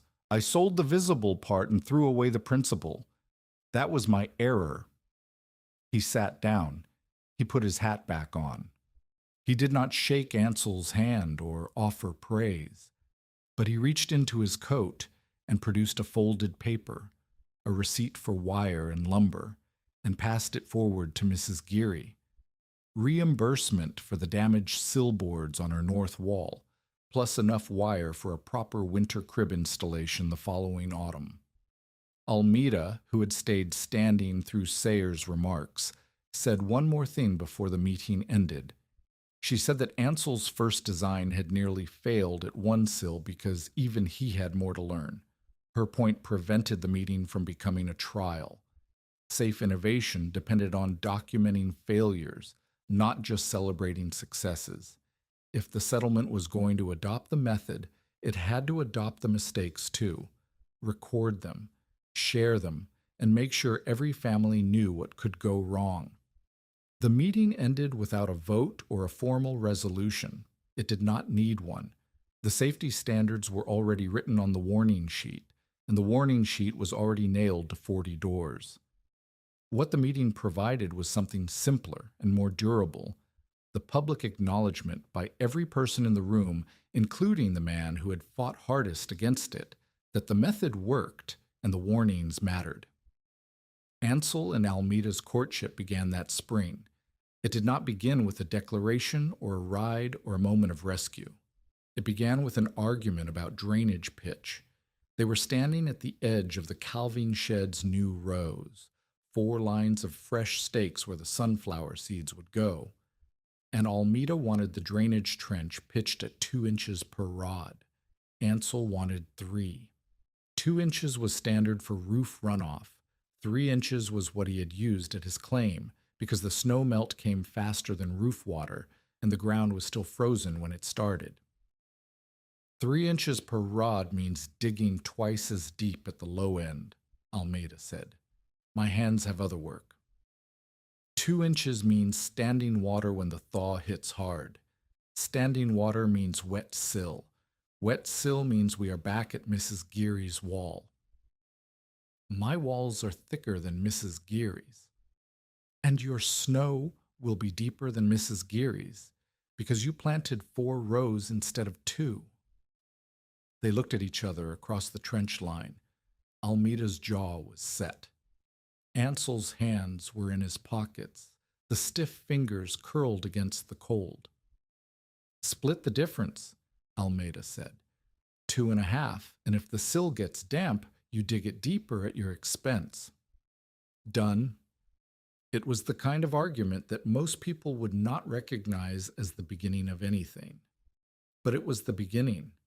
They had been working together for 2 years, measuring, planting, teaching, repairing. They had disagreed about row count, stock variety, corridor width, and the proper way to brace a corner post. Each disagreement had ended in a test, and each test had ended in data, and the data had built a kind of trust that did not require either of them to say anything about it. The courtship proceeded through the summer and fall of 1889 in the same practical rhythm. They planted rows together. They walked properties together. They ate supper at Almeida's ranch after long days of teaching, and the conversation moved between seed varieties and cattle prices, and the letter Caspar had sent about a new willow panel design he had seen in Nebraska. Ansel treated Almeida's authority over her ranch as earned, not unusual. Almeida treated Ansel's knowledge of wind and snow as specific and hard won, not as the lucky guess she had once called it. They married in the schoolhouse in 1891. The ceremony was small. Cressy, Ferris, Theomarden, the Pedersen family, Mrs. Geary, and a dozen others who had planted sunflower rows in the previous 3 years. Sayer was not invited, though he sent a keg of nails as a gift, which Almeida accepted without comment, and Ansel used to build a larger frame house on the claim the following summer. Almeida retained legal control of her ranch property. Women could and did own Western land. More than 100,000 eventually obtained homesteads in their own names, and Almeida had no intention of folding her operation into anyone else's identity. Ansel proved up his own claim and received clear title after 5 years of residence and improvement. They operated both properties as separate holdings managed by two people who happened to share a table, a bed, and an ongoing disagreement about drainage pitch that was never fully settled. The years compressed the way years do when the daily work replaces the daily crisis. Their first child was born in 1893. The boy learned to count using numbers painted on drift poles in the schoolyard, and learned to plant by pressing sunflower seeds into the windward arc with his thumb, while Ansel steadied the notched measuring stick beside him. By the time the child was old enough to ask why the poles stood in the yard, the answer was part of the settlement's ordinary knowledge. The poles had always been there. The sunflower rows had always curved around the north and west walls. The seed tin had always sat on the shelf beside the thermometers. Caspar sent letters from Nebraska, short, carefully printed, with occasional diagrams of planting layouts he had seen or imagined. His handwriting deteriorated as the tremor worsened, and by 1895 the letters were dictated to his daughter, who added her own notes at the bottom asking Ansel to write back more often because her father talked about the sunflower rows every time the wind changed. Caspar died in the winter of 1897. The letter from his daughter arrived in February, and Ansel read it standing beside the stove in the original shanty, which served by then as a seed room and storage building. He folded the letter and placed it inside the seed tin beside the scratched lid. He did not speak about it for several days. Almeida did not ask him to. She put her hand on his shoulder once, briefly, while he was sorting seed at the table, and then she went back to the calving record she was writing at the other end. The dented tin sat on the shelf with the scratched figures facing out. 4 rows, staggered, porous, 2 feet at the nearest wall, 4.5 at the outer row, clear chimney, clear door, clear air. Caspar's handwriting, if scratches in tin could be called handwriting, had become the only remaining map of a partnership that had begun with chaff scattered into wind behind a feed store. By the early 1890s, the fictional local network included several dozen homesteads saving giant sunflower seed. A shared planting calendar circulated each spring, listing recommended planting dates by soil type and elevation.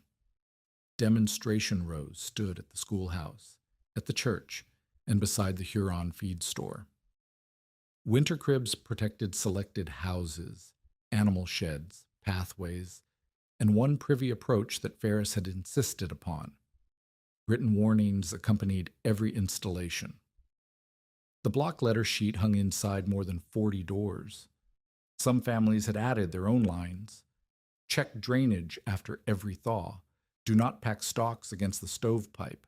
Keep the marker poles painted. Ansel's frost-damaged fingers stiffened further with age.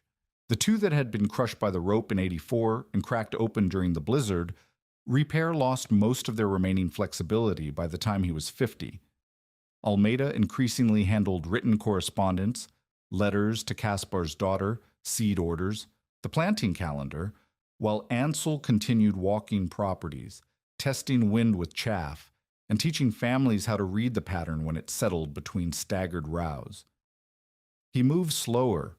His left hand ached in the cold and swelled in the heat, but he could still crouch beside a row of stakes and show a child where the wind would put the snow and why the gap between the rows mattered more than the stalks themselves. He refused to distribute seed without the safety instructions. Every packet, every tin, every cloth sack of surplus left his table with a copy of the warning sheet folded inside. He told anyone who asked why he was so particular that he had nearly suffocated in his own warm house because he forgot to check an air gap, and that Caspar Weller had left Dakota Territory with shaking hands and a clear conscience because every person he had touched knew the dangers as well as the method. The knowledge and the caution were the same thing. You could not separate them without someone getting hurt. Not every house used sunflowers. The method had diversified. Standing corn rows, woven willow panels, purpose-built slat fences. The principle that united them was simple and old, older than Ansel, older than Caspar, older than the homesteaders who had filed claims on land that other people had known for centuries. A porous barrier slows moving air. Slower air drops what it carries.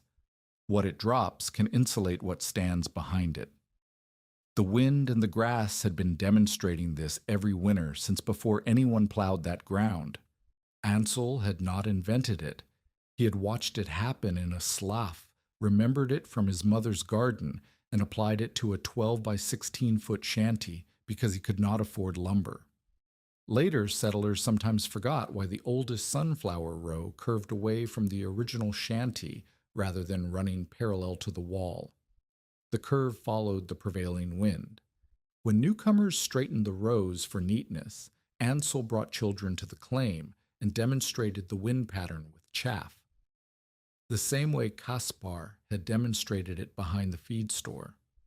The children watched the chaff enter the curve, slow and settle.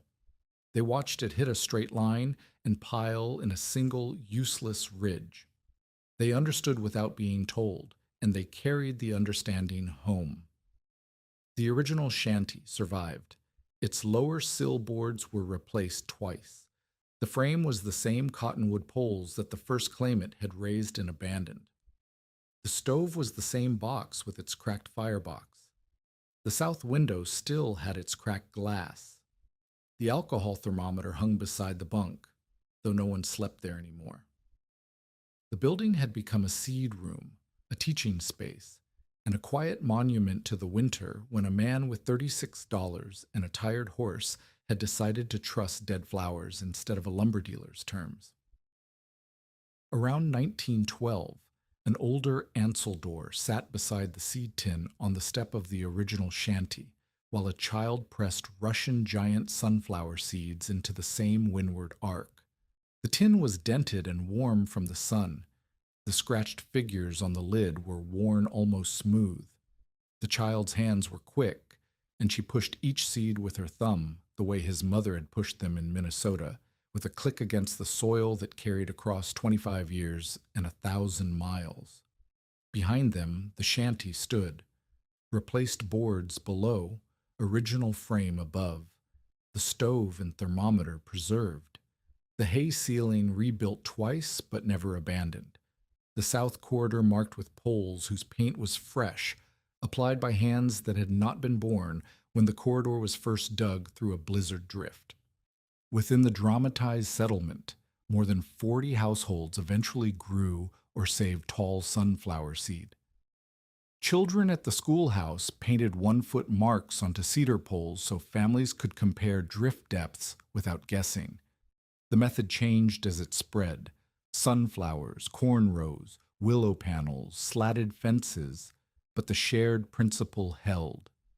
A porous obstacle slowed blowing snow and placed it where it served rather than where it threatened. The knowledge was not Ansel's alone. It lived on warning sheets nailed to doors, in scratched figures on a tin lid, on painted poles in a schoolyard, and in the hands of children who had never seen the storm that proved it worked. Ansel lived out his later years between his proved-up claim and Almeida's ranch. The meaningful detail of those years was not prosperity or fame. It was that he never let a packet of seed leave his table without the safety instructions Caspar had taught him. Every tin, every sack, every handful of surplus carried the same folded sheet: chimney, clear, door open, air maintained, sill inspected, shell removed. He had nearly died warm because he forgot to check an air gap, and he made certain that the people who followed him would not forget it either. January 12th, 1888. The northern horizon disappears. Wind drives snow horizontally across open prairie, stripping the ground bare for miles. Around a 12 by 16-foot shanty, 14 miles north of Huron, dead sunflower stalks stand locked inside a rough wall of layered snow. The chimney smokes. The south corridors open. A narrow passage remains clear on the east side, propped with a stick. Harlan Cressy had stood in that doorway 10 months earlier and said, "Come January, that flower bed will be holding a frozen cowboy." Inside, Ellis Quaid sleeps beneath dry blankets. Almeida's frozen gloves drip beside the stove. Ansel Dorr kneels in a cotton undershirt with sweat darkening the cloth along his spine. The alcohol thermometer beside the bunk rests near 75 degrees. One small stick settles into the coals, while nearly a cord of wood remains in the lean-to outside. Through the blue-white wall, black sunflower stems stand in rows, staggered, porous, holding nothing but snow and wind and the quiet mechanics of heat preserved. Cressy had been right that the flowers would hold something. They held the stalks upright. The stalks held the snow. The snow held the wind. And the little stove finally had a chance to win. By morning, the flowers were dead, but the house inside them was warm.